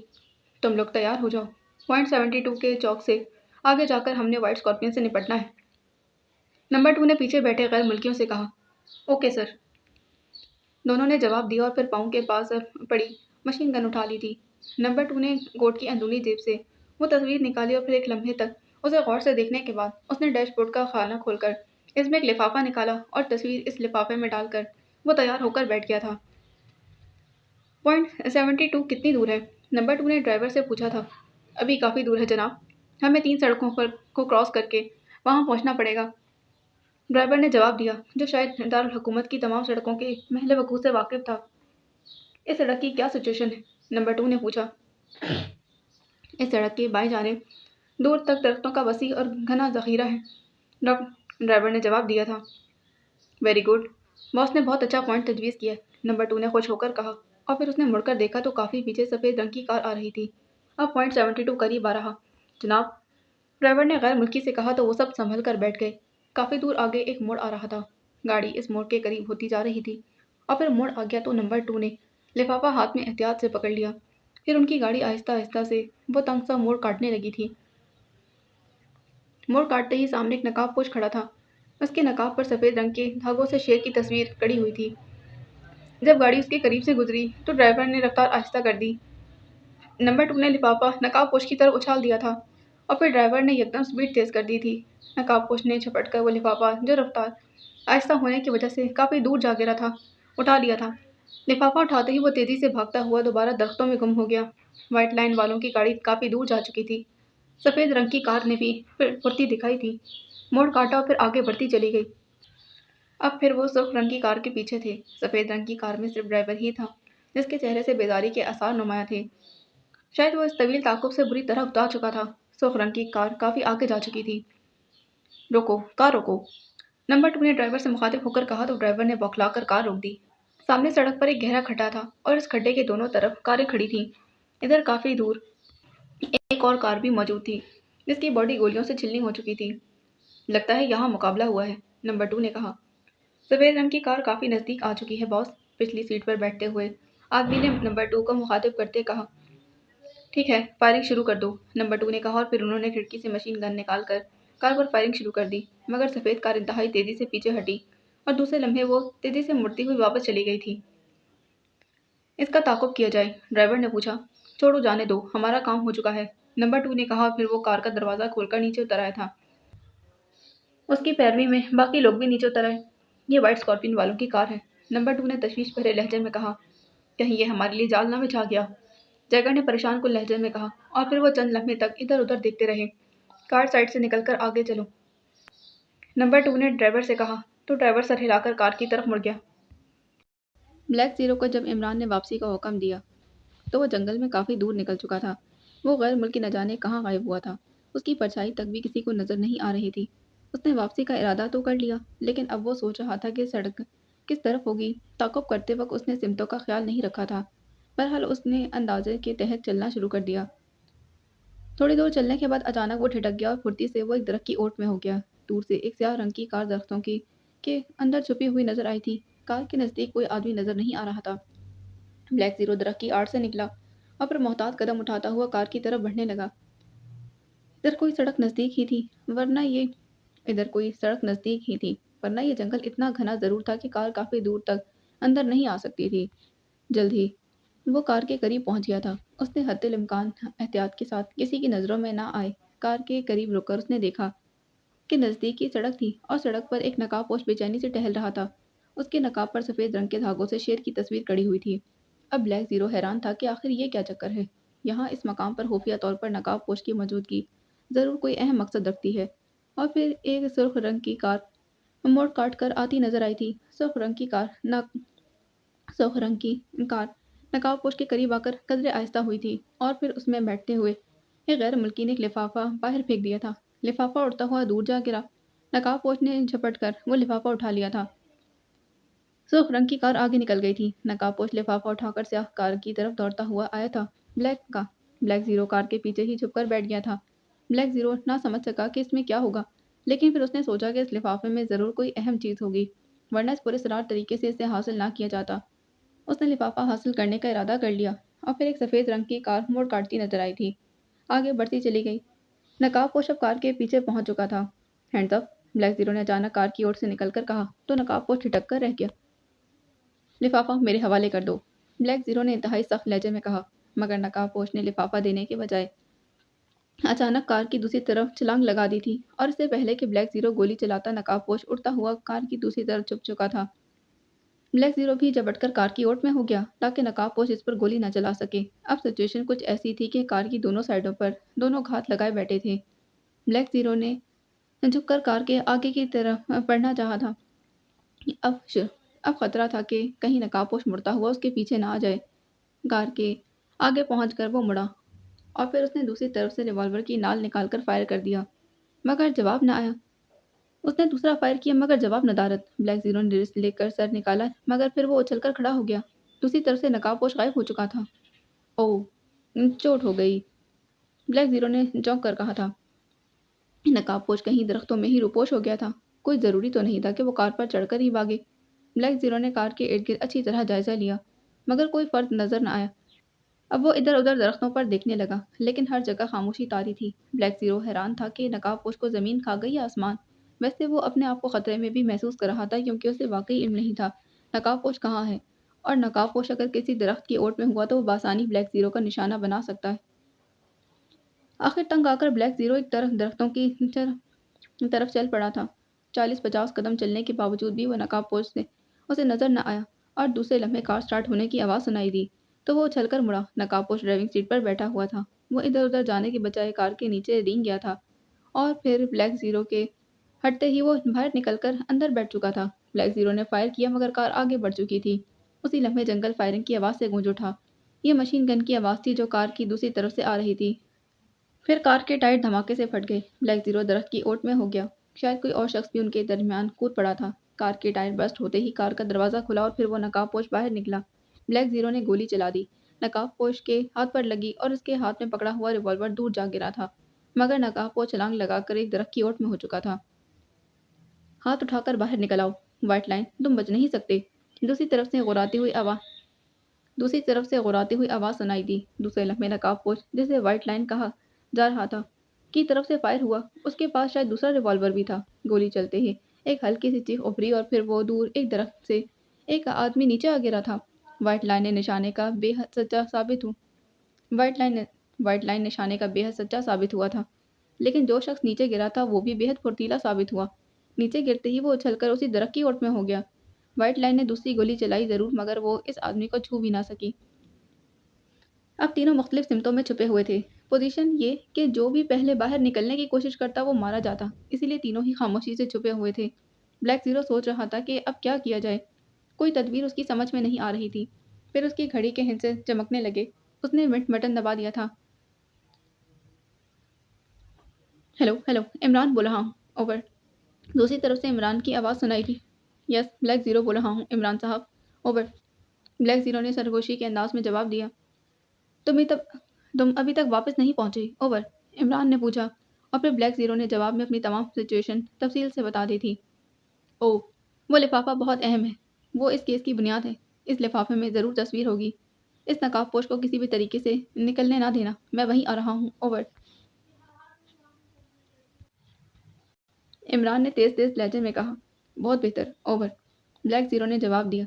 मेरे आने तक होशियार रहना, ओवर एंड ऑल, इमरान ने कहा और फिर राब्ता ख़त्म हो गया। ब्लैक ज़ीरो इस दौरान दोनों आदमियों की तरफ पूरी तरह मुतवज्जा था। لیکن وہ درختوں کے پیچھے چھپے ہوئے نہ جانے کیا سوچ رہے تھے۔ بلیک زیرو کی پوری توجہ اس نقاب پوش کی طرف تھی جس کے پاس وہ اہم لفافہ تھا۔ اچانک بلیک زیرو نے نقاب پوش کو بھاگ کر ایک اور درخت کے پیچھے چھپتے دیکھا۔ وہ اس طرح اچانک بھاگا تھا کہ وہ دونوں ہی فائر نہ کر سکے۔ بلیک زیرو سمجھ گیا کہ نقاب پوش سڑک کے قریب پہنچنا چاہتا ہے۔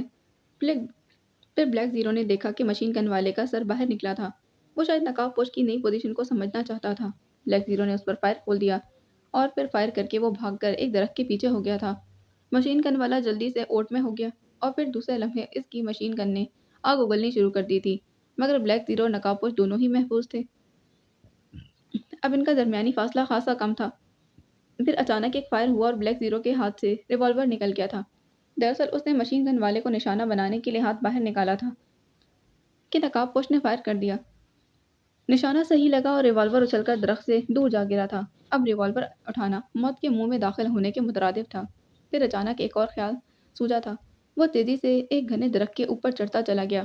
اس نے حد الوسیع کوشش کی تھی کہ کوئی آواز پیدا نہ ہو اور وہ اس میں کامیاب بھی رہا۔ دو درختوں کے ٹہنے آپس میں ملے ہوئے تھے۔ بلیک زیرو اس درخت کے ذریعے دوسرے درخت پر پہنچ چکا تھا۔ نقاب پوش شاید اب اس کی طرف سے مطمئن تھا کہ وہ غیر مسلح ہو چکا ہے۔ اس طرح 2-3 درختوں سے ہوتا وہ اس درخت کے اوپر پہنچ گیا تھا جس کے نیچے وہ نقاب پوش چھپا ہوا تھا۔ ٹہنیوں کے ہلنے سے اس نقاب پوش نے ایک لمحے کے لیے اوپر دیکھا، مگر پھر اس نے توجہ نہ دی۔ وہ سمجھا کہ شاید کوئی جانور ہے۔ اب بلیک زیرو چاہتا تو نقاب پوش کو چاپ لیتا، لیکن اس طرح پوزیشن مشین گن والے کے کنٹرول میں آ جاتی۔ لیکن پھر اس نے سوچا کہ جو ہوگا دیکھا جائے گا، کم از کم اس بچوں والی آنکھ مچولی سے تو نجات ملے گی، اور دوسرا اس طرح عمران کے لیے اس مشین گن والے پر قابو پانا آسان ہوگا۔ اس طرح عمران نادانستگی میں ان لوگوں کے میں سے کسی کی زد میں نہ آ جائے۔ چنانچہ اس نے وائٹ لائن کو پکڑنے کا فیصلہ کر لیا۔ فیصلہ کرتے ہی اس نے اس خیال پر فوری عمل بھی کر ڈالا۔ چنانچہ دوسرے ہی لمحے ایک زوردار چھلانگ سے وہ نقاب پوش کو لیتا ہوا زمین پر ڈھیر ہو گیا تھا۔ نقاب پوش کے ہاتھ سے اس اچانک افتاد سے ریوالور نکل کر دور جا گرا اور پھر ان دونوں نے اٹھنے میں دیر نہ لگائی تھی۔ اس بار بلیک زیرو کا داؤ چل گیا تھا۔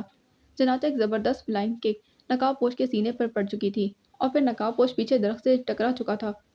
خبردار، تم دونوں ہاتھ اٹھا لو ورنہ بھون دوں گا، مشین گن والے کی کرخت آواز سنائی دی۔ وہی ہوا جس کا خدشہ پہلے سے بلیک زیرو کے ذہن میں تھا، لیکن بلیک زیرو مطمئن تھا کہ کم از کم بلی تھیلے سے باہر تو آئی۔ بلیک زیرو اور نقاب پوش دونوں نے ہاتھ اٹھا لیے تھے۔ سامنے غیر ملکی ہاتھ میں مشین گن لیے کھڑا تھا۔ اس کی پنڈلی اور بازو سے خون رس رہا تھا۔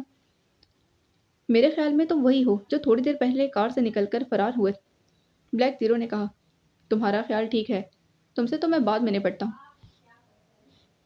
تمہارا خیال ٹھیک ہے، تم سے تو میں بعد میں نپٹتا ہوں، پہلے وائٹ لائن سے بات کر لوں، غیر ملکی نے طنزیہ لہجے میں کہا۔ وائٹ لائن، اب تمہاری بھلائی اسی میں ہے کہ تم شرافت سے ہر چیز میرے حوالے کر دو، غیر ملکی نے غراتے ہوئے نقاب پوش سے کہا۔ وہ شاید دیر سے وہاں پہنچا تھا، اس لفافے کے متعلق علم نہیں تھا۔ تم کون ہو؟ نقاب پوش نے غراہٹ بھرے لہجے میں کہا۔ ارے تم مجھے نہیں پہچانتے مسٹر وائٹ لائن، مجھے وائٹ اسکارپین کہتے ہیں، غیر ملکی نے کہکا لگاتے کہا۔ اوہ، تم وائٹ اسکارپین ہو، نقاب پوش نے غراتے ہوئے کہا۔ ادھر بلیک زیرو سوچ رہا تھا کہ وہ ڈبل وائٹ کے درمیان اکیلا پھنس گیا ہے۔ ہاں میرے دوست، میں وائٹ اسکارپین ہوں، اب وقت ضائع مت کرو، جو میں کہہ رہا ہوں اس پر عمل کرو، تمہاری بھلائی اسی میں ہے، وائٹ اسکارپین نے کرخت لہجے میں کہا۔ میرے پاس کچھ نہیں ہے، وائٹ لائن نے اطمینان بھرے لہجے میں جواب دیا۔ بہرحال کچھ نہ کچھ تو ضرور ہوگا، تم بغیر کسی ضروری مقصد کے اس جنگل میں نہیں آ سکتے، وائٹ اسکارپین طنزیہ لہجے میں جواب دینے لگا۔ تو پھر خواہ وقت ضائع کیوں کر رہے ہو؟ مجھے گولی مار دو اور پھر جو میری جیبوں سے نکلے گا اسے حاصل کر لو، وائٹ لائن نے جواب دیا۔ خبردار، اچانک بلیک زیرو کو عمران کی آواز سنائی دی اور دوسرے لمحے تڑتڑاہٹ کی آواز کے ساتھ مشین گن وائٹ اسکارپین کے ہاتھ سے نکل کر دور جا گری تھی اور اس کے ساتھ ہی عمران درخت کی اوٹ سے نکل کر سامنے آ گیا۔ کس کے پاس تصویر تھی؟ عمران نے بلیک زیرو سے کہا، اور پھر تصویر کا لفظ سن کر وائٹ اسکارپین یوں چونکا جیسے کسی نے اس پر ایٹم بم گرا دیا ہو۔ اس کے چہرے پر تشویش کے آثار ابھر آئے تھے۔ بلیک زیرو ہاتھ نیچے کر کے وائٹ لائن کی طرف مڑا، لیکن ابھی اس نے ایک قدم ہی اٹھایا تھا کہ اچانک وائٹ اسکارپین نے بجلی کی تیزی سے عمران پر چھلانگ لگا دی۔ شاید وہ تصویر کے متعلق سن کر اپنے آپ پر قابو نہیں رکھ سکا تھا۔ عمران کے وہم و گمان میں بھی نہیں تھا کہ وائٹ اسکارپین یوں اندھا دھند حملہ کر دے گا۔ چنانچہ وہ فائر بھی نہ کر سکا اور نہ ہی اپنے آپ کو بچا سکا تھا۔ وہ دونوں ایک دوسرے سے لپٹتے ہوئے زمین پر کلا بازیاں کھانے لگے۔ ریوالور جھٹکے کی وجہ سے عمران کے ہاتھ سے نکل گیا تھا۔ ادھر بلیک زیرو اور وائٹ لائن آپس میں ٹکرا گئے تھے۔ اب وہاں دو پارٹیوں کی زوردار جنگ ہو رہی تھی۔ चारों लड़ने भड़ने के माहिर थे, इसीलिए जल्द ही फैसला को नतीजा ना निकल सका था। ब्लैक जीरो ने व्हाइट लाइन पर कराटे का वार किया और व्हाइट लाइन दौरा होता चला गया, मगर दूसरे लम्हे उसने उछलकर ब्लैक जीरो को किक मार दी और उसका बूट ब्लैक जीरो की थोड़ी पर पड़ा। वो लटकर गिर गया। व्हाइट लाइन ने उठकर उस पर छलांग लगानी चाही, मगर ब्लैक जीरो ने उसे रास्ते में ही संभाल लिया और दूसरे लम्हे व्हाइट लाइन के सीने पर जोरदार टक्कर लगी और वह दूर जा गिरा था। इधर इमरान और व्हाइट स्कॉर्पियन दो वहशी दरिंदों की मानिंद आपस में लड़ रहे थे। जूडो कराटे का हर दाव आजमाया जा रहा था। अचानक इमरान का एक मखसूस दाव चल गया और व्हाइट स्कॉर्पियन की हड्डी का मोहरा इमरान ने अपनी जगह से हटा दिया था। ये ऐसा खतरनाक दाव था जो किसी खता नहीं जाता था, जो कभी खता नहीं जाता था, सिर्फ मौका मिलना चाहिए। ये दाव सिंह ही से मंसूब था और इसी से इमरान ने उसे हासिल किया था। नतीजा इमरान की हस्बे तवक्का था। व्हाइट स्कॉर्पियन ज़मीन पर पड़ा हाथ पटक रहा था। वो ना ही बैठ सकता था और ना ही उठ सकता था। वो बेबस होकर रह गया। इमरान ने खड़े होकर हाथ झाड़े और फिर व्हाइट लाइन की तरफ बढ़ा था। उधर व्हाइट लाइन और ब्लैक जीरो एक दूसरे को उठा उठाकर पटक रहे थे। इमरान भी इन दोनों की जंग में शामिल ना हुआ था कि अचानक एक धमाका हुआ। इमरान को यूं महसूस हुआ जैसे उसके पहलों में दहकता हुआ अंगारा घुस गया हो। उसने बेख्तियार अपना पेट पकड़ लिया था। गोली शायद किसी नाजुक जगह पर लगी थी, इसीलिए उसकी आंखों के सामने अंधेरा सा छाने लगा। दूसरे लम्हे दूसरे लम्हे 3-4 आदमियों से मुख्तलिफ सिमतों से रिवॉल्वर लिए अपनी तरफ आते दिखाई दिए थे और फिर उसके डूबते हुए जहन ने एक और धमाके की आवाज़ सुनी थी। इस बार ब्लैक जीरो को उसने गिरते देखा था। तुम इतनी देर में क्यों आए? आखिरी आवाज़ उसे व्हाइट लाइन की याद रह गई थी, जो शायद उसके अपने आदमी थे, जिनको उसने वॉच ट्रांसमीटर पर ही बुला लिया था। फिर उसके जहन में तारीकी छा गई थी। सफदर सिद्दीकी को इसके फ्लैट पर छोड़कर अपने फ्लैट पर चलाया था। फ्लैट पर आते ही उसने सबसे पहले एक्स2 को कॉल किया था, लेकिन वहाँ एक्स2 ने कॉल अटेंड ना की। शायद एक्स2 मौजूद नहीं था। बहरहाल उसने कॉल ऑटोमेटिक सिस्टम के तहत टेप करवा दी थी। वहाँ से फारिग होकर उसने जूलिया को कॉल किया और फिर जल्द ही राब्ता मिल गया था। Hello, Julia speaking. दूसरी तरफ से जूलिया की आवाज़ सुनाई दी। सफदर बोल रहा हूँ जूलिया। सफदर ने जवाब दिया था। ओह, तुम कहाँ गायब हो गए थे? तुम्हारे पीछे सिद्दीकी को भेजा, मगर वो भी गायब हो गया। क्या चक्कर है? कहाँ से बोल रहे हो? जूलिया बौखलाहट में लगातार सवाल करती चली गई और फिर सफदर ने जवाब में तमाम तफसील बता दी थी। बहुत लंबा चक्कर गया है, लेकिन ये केस क्या है? मुझे तो कुछ इल्म नहीं। जूलिया ने हैरत भरे लहजे में कहा। यही तो मैं आपसे पूछना चाहता हूँ। मैं तो इत्तफाक ही से इस ग्रोह में घुस गया था। किसी तस्वीर का सिलसिला है। दो ग्रोह व्हाइट लाइन और व्हाइट स्कॉर्पियन इस तस्वीर के लिए आपस में टकरा गए हैं, लेकिन वो तस्वीर क्या है? आया इसकी हमारे लिए भी कोई अहमियत है या नहीं? इस बारे में कुछ मालूम नहीं। सफदर ने तशवीश आमेज लहजे में कहा। तस्वीर की अहमियत का मुझे सिर्फ इतना इल्म है कि वो भी कैप्टन शकील से बात होने पर पता चला कि ये तस्वीर इमरान के लिए बेहद अहम है। कैप्टन शकील और तनवीर दोनों व्हाइट स्कॉर्पियन के फंदे में फंस गए थे, जहाँ से इमरान ने उन्हें निजात दिलाई है। वो व्हाइट स्कॉर्पियन के बॉस को बेहोश करके ला रहे थे कि गाड़ी का टायर बर्स्ट कर दिया गया और वो बेहोश हो गए। उन्हें होश दानिश मंजिल में आया, लेकिन वो व्हाइट स्कॉर्पियन गायब हो गया है। उधर एक्स2 और इमरान दोनों गायब हैं। कुछ समझ नहीं आता। अजीब उलझा हुआ और पेचीदा केस है। कोई वाज़ेह सूरत हाल सामने नहीं है। जूलिया ने जवाब दिया। ठीक है, फिर मेरे ख्याल से मुझे व्हाइट लाइन के हेडक्वार्टर की तरफ जाना चाहिए। हो सकता है कि मज़ीद कुछ तफसीलात मालूम हो सकें। सफदर ने तजवीज़ पेश की थी। उसकी फ़र्शनासी काबिल दाद थी कि अभी वो उसके फंदे से बड़ी मुश्किल से जान बचा कर आया था और फिर दोबारा खुद जाने पर रजामंद हो गया था। लेकिन तुम थके हुए हो, मैं कैप्टन शकील को भेज देती हूँ। वो अब सही है, जूलिया ने कहा। नहीं मिस जूलिया, मैं बिल्कुल ठीक हूँ। जब कोई काम करना है तो फिर थकावट का इसमें क्या दखल? सफदर ने जवाब दिया था। लेकिन मेरे ख्याल में कैप्टन शकील को साथ ले जाओ, कहीं ज़रूरत पड़ सकती है। एक से भले दो, जबकि हमें केस की नोयत का भी इल्म नहीं। जूलिया ने जवाब दिया था। अगर आप ऐसा चाहती हैं तो ठीक है। आप कैप्टन शकील को फ़ोन करके मेरे फ्लैट पर आने का कह दें, फिर हम दोनों चल पड़ेंगे। सफदर ने जवाब दिया था। ठीक है, मैं अभी कैप्टन शकील को भेजती हूँ, जूलिया ने कहा और फिर रास्ता ख़त्म हो गया था। सफदर ने एक तवील सांस लेकर रिसीवर रख दिया और फिर वो बाथरूम में घुस गया था। नई मुहिम पर जाने से पहले वो गसल करके ताज़ा दम होना चाहता था। ब्लैक ज़ीरो को पहले होश आ गया था। उसने कराहते हुए आंखें खोल दी। चंद लम्हे तक तो वो खाली ज़हन से होकर खला में देखता रहा। फिर उसकी यादाश्त वापस आ गई थी। वो चौंक कर उठने लगा, लेकिन नकाहत इतनी ज़्यादा थी कि उसे उठा ही नहीं जा सका। उसे चक्कर आने लगे थे। जहन पर एक बार फिर तारीकी छाने लगी, लेकिन उसने सर झटक कर और अपनी कुव्वत इरादी बरोए कार लाते हुए इस तारीकी के गबार को जहन से झटका और फिर बड़ी मुश्किल से वो उठ बैठा था। اسے سب سے زیادہ فکر عمران کی تھی، کیونکہ جب اسے گولی لگی تو اس نے عمران کو گرتے دیکھ لیا تھا اور پھر اسے اپنے قریب ہی پڑا۔ عمران بھی نظر آ گیا تھا۔ اس سے اٹھ کر تو چلا نہیں گیا، لیکن وہ رینگتا ہوا عمران کے قریب پہنچ کر عمران کے پہلو کے قریب پہنچ گیا تھا۔ عمران کے پہلو سے کافی سے زیادہ خون بہہ چکا تھا اور ابھی تک خون رس رہا تھا۔ عمران کا رنگ زرد پڑ چکا تھا۔ بلیک زیرو نے بے تابی سے اس کی نبض پر ہاتھ رکھا تھا اور پھر قدرے اطمینان ہوا کہ نبض کو بے حد سست تھی لیکن چل رہی تھی۔ اگر بروقت عمران کو طبی امداد میسر ہو جائے تو اس کی جان بچ سکتی تھی۔ اتنا تو بلیک زیرو بھی جانتا تھا کہ عمران کی جان کتنی قیمتی ہے۔ سڑک نزدیک ہی تھی۔ اگر وہ سڑک تک پہنچ جائے تو مدد ملنے کی امید ہو سکتی ہے۔ وائٹ اسکارپین وہاں موجود نہیں تھا۔ صاف ظاہر تھا کہ وائٹ لائن والے اسے ساتھ لے گئے تھے اور ان دونوں کو انہوں نے یوں ہی لے جانے کی کوشش نہیں کی کہ یہیں پڑے ختم ہو جائیں گے۔ مفت میں کون لاشیں لاتا پھرے؟ بلیک زیرو تیزی سے رینگتا ہوا سڑک کی طرف بڑھنے لگا۔ اسے بے حد نقاہت اور تکلیف محسوس ہو رہی تھی، لیکن عمران کی جان بچانے کی لگن نے اسے سہارا دیا ہوا تھا۔ وہ ہر قیمت پر عمران کی جان بچانا چاہتا تھا۔ بلیک زیرو تیزی سے رینگتا ہوا جلد ہی سڑک کے کنارے پر پہنچ گیا تھا۔ یہ سڑک عموماً سنسان رہتی تھی، لیکن آج اس کی ویرانی بلیک زیرو کو بہت بری لگ رہی تھی۔ وہ چاہتا تھا کہ جلد از جلد کوئی امداد مل جائے، کیونکہ ہر گزرنے والا لمحہ عمران کو موت کے قریب لے جا رہا تھا۔ پھر اسے دور سے کار اپنی طرف آتی نظر آئی تھی۔ بلیک زیرو اس کار کو دیکھ کر اتنا خوش ہوا کہ وہ اندازہ نہیں کر سکتا تھا۔ جلدی کار نزدیک آ گئی اور دوسرے لمحے بلیک زیرو کار کو پہچان چکا تھا۔ یہ کیپٹن شکیل کی کار تھی۔ بلیک زیرو نے سڑک سے اپنا آدھا جسم اٹھا کر کار کو روکنے کے لیے ہاتھ دیا تھا اور پھر کار اس کے قریب آ کر رک گئی۔ کار رکتے ہی صفدر اور کیپٹن شکیل نیچے اتر آئے تھے۔ وہ دونوں تیزی سے بلیک زیرو کی طرف بڑھے۔ کیا بات ہے مسٹر؟ صفدر نے ہمدردانہ لہجے میں پوچھا تو بلیک زیرو نے ایک فرضی کہانی اس انداز میں سنائی کہ اس کی شخصیت کا راز نہ کھلے۔ اوہ، تم خود تو کافی زخمی ہو، صفدر نے اس کی حالت دیکھتے کہا۔ تم اندر دیکھو کون ہے، میں نے سہارا دے کر کار میں بٹھاتا ہوں، کیپٹن شکیل نے صفدر سے مخاطب ہو کر کہا اور پھر اس نے بلیک زیرو کو سہارا دے کر کار میں بٹھا دیا تھا۔ ابھی وہ بلیک زیرو کو کار میں بٹھا کر فارغ نہیں ہوا کہ اندر سے صفدر کی حیرت بھری چیخ سنائی دی تو کیپٹن شکیل تیزی سے مڑ کر دوڑتا ہوا جنگل کی طرف بڑھ گیا تھا اور پھر جلدی کیپٹن شکیل اور صفدر عمران کو اٹھائے سڑک پر آ گئے تھے۔ ان دونوں کے چہرے تشویش سے ستے ہوئے تھے۔ پھر انہوں نے عمران کو سیٹ پر لٹا دیا۔ بلیک زیرو سمٹ کر کونے میں ہو گیا تھا۔ آپ کے چہرہ بتلا رہا ہے کہ یہ آدمی آپ کا واقف ہے، بلیک زیرو نے اس کی طرف دیکھتے کہا۔ اس دوران کیپٹن شکیل ڈرائیونگ سیٹ پر بیٹھ چکا تھا، جبکہ سائیڈ سیٹ پر صفدر بیٹھ گیا تھا۔ ہاں، یہ ہمارا بہت قریبی دوست ہے، صفدر نے مختصر سا جواب دیا اور پھر کیپٹن شکیل نے کار موڑ دی تھی۔ اسے انتہائی تیز رفتاری سے دوڑانے لگا تھا۔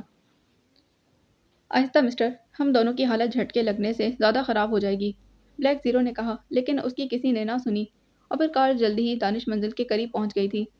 کیپٹن شکیل نے صفدر کی طرف معنی خیز نظروں سے دیکھا تو صفدر نے اس بات میں سر ہلا دیا۔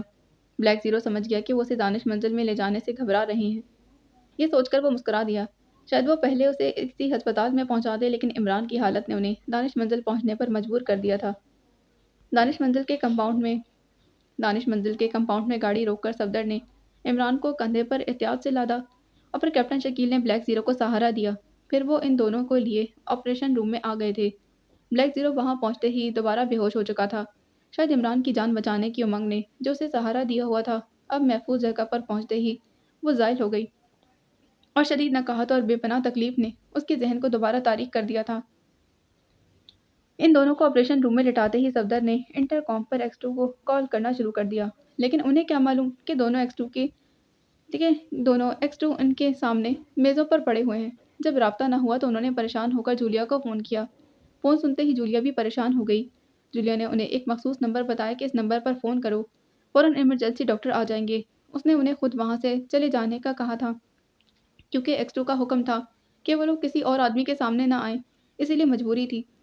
صفدر نے کریڈل دبا کر سلسلہ منقطع کر دیا اور پھر جولیا کے بتلائے ہوئے نمبر پر پریس کرنے شروع کر دیے تھے۔ جلد ہی رابطہ مل گیا تھا۔ کون بول رہا ہے؟ ایک نرم آواز انہیں سنائی دی۔ عمران صاحب شدید زخمی حالت میں ہیں اور وہ آپریشن روم میں موجود ہیں۔ ایک اور آدمی بھی ان کے ساتھ نہایت تشویشناک حالت میں ہے، مہربانی فرما کر فوراً پہنچے، صفدر نے پریشان لہجے میں کہا۔ اوکے سر، دوسری طرف سے جواب دیا گیا۔ چلو چلیں کیپٹن شکیل، مس جولیا کا حکم ہے کہ ہم وہاں سے چلے جائیں، صفدر نے ریسیور رکھ کر کیپٹن شکیل سے کہا اور پھر کیپٹن شکیل نے اس بات میں سر ہلا دیا کیونکہ مجبوری تھی، ورنہ عمران کو اس حالت میں چھوڑ کر جانے کے لیے ان کا دل نہیں چاہتا تھا۔ یہ ایک وسیع و عریض کوٹھی تھی، فلک کالونی کی سب سے نمایاں کوٹھی، برج فلک، اس کا بڑا پھاٹک بند تھا۔ پھر ایک کار آ کر گیٹ کے سامنے رک گئی تھی۔ मखसूस अंदाज में 3 मरतबा हॉर्न बजाया गया और फिर फाटक की जीली खिड़की खुली। एक आदमी हाथ से मशीन गन उठाए बाहर निकल आया था। वो तेज तेज कदम उठाता कार के करीब आ गया था। वाइट, इस मसले चौकीदार ने नकाबपोश से कहा, जो ड्राइविंग सीट पर मौजूद था। लाइन, नकाबपोश ने जवाब दिया। तो चौकीदार वापस खिड़की से होता हुआ अंदर चला गया था। दूसरे लम्हे फाटक खुलता चला गया और कार अंदर रेंगती हुई दाखिल हो गई थी। कार के दाखिल होने के बाद फाटक दोबारा बंद हो गया। कार कोठी के वसी और आलीशान पोर्च में जाकर रुक गई थी। सबसे पहले दरवाज़ा खोलकर नकाबपोश बाहर आया और फिर 3 और आदमी भी दरवाज़ा खोलकर बाहर आ गए थे। व्हाइट स्कॉर्पियन को उठाकर रूम नंबर 4 में पहुंचा दो। व्हाइट स्कॉर्पियन को उठाकर रूम नंबर 4 में पहुंचा दो। नकाबपोश, जो कि व्हाइट लाइन था, ने इन 3 आदमियों को हुक्म देते हुए कहा और फिर मुड़कर बरामदे से होता हुआ सामने वाले दरवाजे में दाखिल हो गया। मुख्तलिफ दरवाज़ों से गुजरने के बाद वो एक छोटे से कमरे में आया था। फिर उसने मुड़कर इस कमरे का दरवाज़ा बंद करके चटखनी चढ़ा दी थी। उसने सामने दीवार पर लगी हुई अलमारी खोली और फिर उसमें रखी हुई भारी मशीन, जिस पर एक छोटी सी स्क्रीन भी फिट थी, का बटन दबा दिया। बटन दबते ही मशीन में जिंदगी सी पैदा हो गई थी। मुख्तलिफ छोटे छोटे बल्ब जलने लगे और फिर स्क्रीन भी रोशन हो गई। स्क्रीन पर मुख्तलिफ रंगों की लहरें सी पैदा हो रही थी। वाइट लाइन ने मुड़कर लाइट का बटन ऑफ कर दिया तो कमरे में गहरी तारीकी छा गई थी। अब स्क्रीन ज़्यादा रोशन थी। वाइट लाइन ने मशीन पर लगी हुई एक नॉब घुमानी शुरू कर दी। एक बड़े से डायल में लगी हुई सुई नॉब के साथ साथ चलने लगी थी और फिर एक मखसूस नंबर पर जब सुई पहुंची तो वाइट लाइन ने नॉब घुमाना बंद कर दी। एक सुर्ख रंग का बटन दबा दिया था। एक तेज धमाका सा हुआ और स्क्रीन पर लहरें तेजी से बनने और बिगड़ने लगी थी। फिर धमाके से एक मंजर स्क्रीन पर आया था। वाइट लाइन कुर्सी घसीटकर मशीन के करीब बैठ गया था। ये खासा बड़ा ऑफिस नुमा कमरा था और फिर मेज़ के पीछे कुर्सी पर बैठते हुए भारी भरकम आदमी का चेहरा स्क्रीन पर फैलता चला गया। वो आदमी सर से गंजा था। वो तोते की तरह मुड़ी हुई नाक और फिर छोटी छोटी आंखों में शैतानी चमक लिए सिगार पी रहा था। वाइट लाइन ने एक और बटन दबाया और बटन दबते ही वो आदमी चौंक पड़ा था। उसने सामने देखा और फिर उसने भी सिगार मुंह से निकाल कर मेज़ पर रखी हुई बड़ी सी एश ट्रे में रख दिया था। Hello hello, white line स्कॉर्पिंग। Hello hello, white line speaking sir. White line ने मौदबाना लहजे में कहा। Great line speaking, this and report. इस आदमी की भारी भरकम और ताकुमाना आवाज़ सुनाई दी। बॉस, हम कामयाब हो गए हैं। तस्वीर इस वक्त मेरे कब्जे में है और स्कॉर्पियन भी। वाइट लाइन ने कदरे मुसरत आमेज लहजे में जवाब दिया। Very good white line, great line ने जवाब दिया था। वैसे इसका चेहरा बदस्तूर सवार था। शुक्रिया सर, बहुत जद्दोजहद के बाद कामयाबी हुई है। वाइट लाइन ने जवाब दिया। तस्वीर भेज दो ऑपरेशन नंबर 3 के ज़रिए। ग्रेट लाइन ने तहकुमाना लहजे में कहा। Okay sir. वाइट लाइन ने जवाब दिया और फिर उसने कोट के अंदरूनी जेब से एक लिफाफा निकाला। लिफाफे में से तस्वीर निकालकर उसने एक लम्हे के लिए तस्वीर को देखा और फिर उसने मशीन का एक बटन दबा दिया। बटन दबते ही एक छोटा सा खाना खुल गया था। उसने तस्वीर इस खाने में फिट कर दी और फिर खाना बंद करके उसने 2-3 और बटन दबा दिए। फिर स्क्रीन पर देखने लगा। ग्रेट लाइन बगौर सामने देख रहा था। क्या हो रहा है? वाइट लाइन, यहाँ तो स्क्रीन सादा है। ग्रेट लाइन ने वाइट लाइन से मुखातिब होकर कहा। ये कैसे हो सकता है बॉस? वाइट लाइन ने परेशान लहजे में कहा। उसने ऑपरेशन 3 का बटन दबाकर खाना खोलने वाला बटन दबाया तो तस्वीर वहाँ मौजूद थी। उसने तस्वीर बाहर निकाल कर देखी तो तस्वीर सही थी। तस्वीर सामने करो, ग्रेट लाइन ने कहा तो वाइट लाइन ने तस्वीर सामने कर दी। ये तो सादा कागज़ है, ग्रेट लाइन ने कहा। उसके चेहरे पर गुस्से के आसार नुमाए थे। बॉस, ये तस्वीर है, ये सादा कागज़ नहीं है। वाइट लाइन ने इंतहाई परेशान नज़रों से तस्वीर को देखते कहा, जैसे तस्वीर पर मौजूद बंदर अब उसका मुंह चढ़ा रहा था। कोई और तस्वीर ऑपरेशन 3 के ज़रिए भेजो, ग्रेट लाइन ने तहकुमाना लहजे में कहा। बेहतर बॉस, वाइट लाइन ने जवाब दिया और फिर उसने उठकर लाइट जला ली थी। फिर एक अलमारी खोलकर एक तस्वीर निकाली और इस तस्वीर को लाकर उसने इसी तरह खाने में डालकर बटन दबाया। ये तस्वीर तो पहुंच गई है। मशीन ठीक काम कर रही है, ग्रेट लाइन ने परेशान लहजे में कहा। यह ऑपरेशन 3 का जदीद तरीन निज़ाम था। यहाँ खाने में डाली गई तस्वीर बिजली की लहरों से तब्दील होकर मतलूबा रिसीवर में पहुंचती, जहाँ ऑटोमेटिक निज़ाम से वो एक स्क्रीन पर नज़र आती थी। इसमें लगा हुआ कैमरा इसका प्रिंट तैयार करके 1 मिनट से भी कम अरसे में वो बाहर निकाल देता था। दूसरी तस्वीर इस निज़ाम के तहत वहाँ पहुँच चुकी थी। पहली तस्वीर दोबारा भेजो, ग्रेट लाइन ने हुक्म देते कहा तो वाइट लाइन ने खाना खोलकर पहली तस्वीर निकाली और इसकी जगह दूसरी तस्वीर दोबारा खाने में फिट करके बटन दबा दिए थे। कुछ नहीं हुआ, सिर्फ सादा कागज़ है, तस्वीर का कोई नक्श मौजूद नहीं, ग्रेट लाइन ने कहा। इसका चेहरा बुझा हुआ था। ادھر وائٹ لائن کی بھی یہی حالت تھی۔ میرے خیال میں اس تصویر پر کوئی مخصوص کیمیکل لگایا گیا ہے جو کیمرہ اس کی تصویر نہیں کھینچ سکتا، گریٹ لائن نے کہا۔ جی ہاں، مجھے تو ایسا ہی معلوم ہوتا ہے، وائٹ لائن نے بے چارگی سے جواب دیا۔ ٹھیک ہے، اتنی اہم اور قیمتی تصویر کے ساتھ ضرور کوئی خاص حرکت کی گئی ہوگی، گریٹ لائن نے کہا، مگر وائٹ لائن خاموش رہا۔ اوکے وائٹ لائن، اب ایسا کرو کہ تم فوراً تصویر سمیت یہاں ہیڈ کوارٹر پہنچنے کی کوشش کرو۔ گویا اس طرح رسک ضرور بڑھ جائے گا، مگر مجھے امید ہے کہ تم کامیاب رہو گے، گریٹ لائن نے کہا۔ بہتر جناب، میں آج ہی واپسی کا پروگرام بنا لیتا ہوں۔ وائٹ اسکارپین کے متعلق کیا حکم ہے؟ وائٹ لائن نے پوچھا۔ اسے چھوڑو، اس کی موت سے ہمیں کوئی فائدہ نہیں، گریٹ لائن نے سنجیدہ لہجے میں جواب دیا۔ تو وائٹ لائن وائٹ اسکارپین کی رہائی کا غیر متوقع حکم سن کر حیران رہ گیا، مگر مجبور تھا، باس کا حکم تھا، اسی لیے اس نے صرف اوکے کہا اور پھر بٹن آف کرنے شروع کر دیے تھے۔ بٹن آف کرتے ہی اسکرین تاریک ہو گئی اور مشین بھی بے جان ہو گئی تھی۔ وائٹ لائن نے تصویر اٹھا کر الماری کے ایک خاص خانے میں رکھ دی تھی اور پھر الماری بند کر دی۔ الماری بند کر کے وہ جیسے ہی مڑا، اسے بے تحاشا فائرنگ کی آواز سنائی دی۔ وہ بری طرح چونک پڑا، پھر اس نے تیزی سے جیب میں سے ریوالور نکالا اور دروازہ کھول دیا تھا۔ اسی لمحے ایک آدمی بھاگتا ہوا اسے ٹکرا گیا تھا۔ باس، وائٹ اسکارپین نے حملہ کر دیا ہے، ٹکرانے والے آدمی نے گھبراہٹ آمیز لہجے میں کہا، مگر وائٹ لائن بغیر جواب دیے تیزی سے آگے بڑھ گیا تھا۔ بڑا سا کمرہ نیم تاریک تھا اور ایک غیر ملکی کمرے میں بے چینی سے ٹہل رہا تھا۔ چند لمحوں بعد دروازے پر دستک ہوئی تو بے اختیار چونک پڑا۔ کم ان، غیر ملکی نے سخت لہجے میں کہا تو دروازہ کھلا اور ایک اور غیر ملکی اندر داخل ہوا۔ کیا رپورٹ ہے؟ پہلے غیر ملکی نے پوچھا۔ باس غائب ہے اور ہیڈ کوارٹر تباہ ہو گیا ہے۔ نمبر 3 جو وائٹ لائن کے تعاقب میں تھا ناکام لوٹ آیا ہے۔ نمبر 36 اور نمبر 11 جنہیں باس نے فوری طلب بھی کر لیا تھا، اس میں سے نمبر 11 واپس آ گیا ہے۔ اس نے رپورٹ دی ہے کہ باس کو چند مقامی آدمی بے ہوش کر کے لے جا رہے تھے۔ سرکولر روڈ پر مقابلہ ہوا، نمبر 26 مارا گیا، 3 اور مقامی آدمی بھی اس مقابلے میں ختم ہو گئے۔ باس اور وہ گھنے درختوں کے ذخیرے میں گھس کر جان بچانے میں کامیاب ہو گئے۔ وہ جنگل میں راستہ بھول گیا تھا، پھر جب وہ سڑک پر پہنچا تو اس نے 2 آدمی مردہ دیکھے۔ وائٹ لائن والے بے ہوش باس کو کار میں لاد کر لے جا رہے تھے۔ جب تک وہ کوئی مزاحمت کرتا کار جا چکی تھی۔ کار کے نمبروں پر جب تحقیق کی گئی تو پتہ چلا کہ وہ کار فلک کالونی کی کوٹھی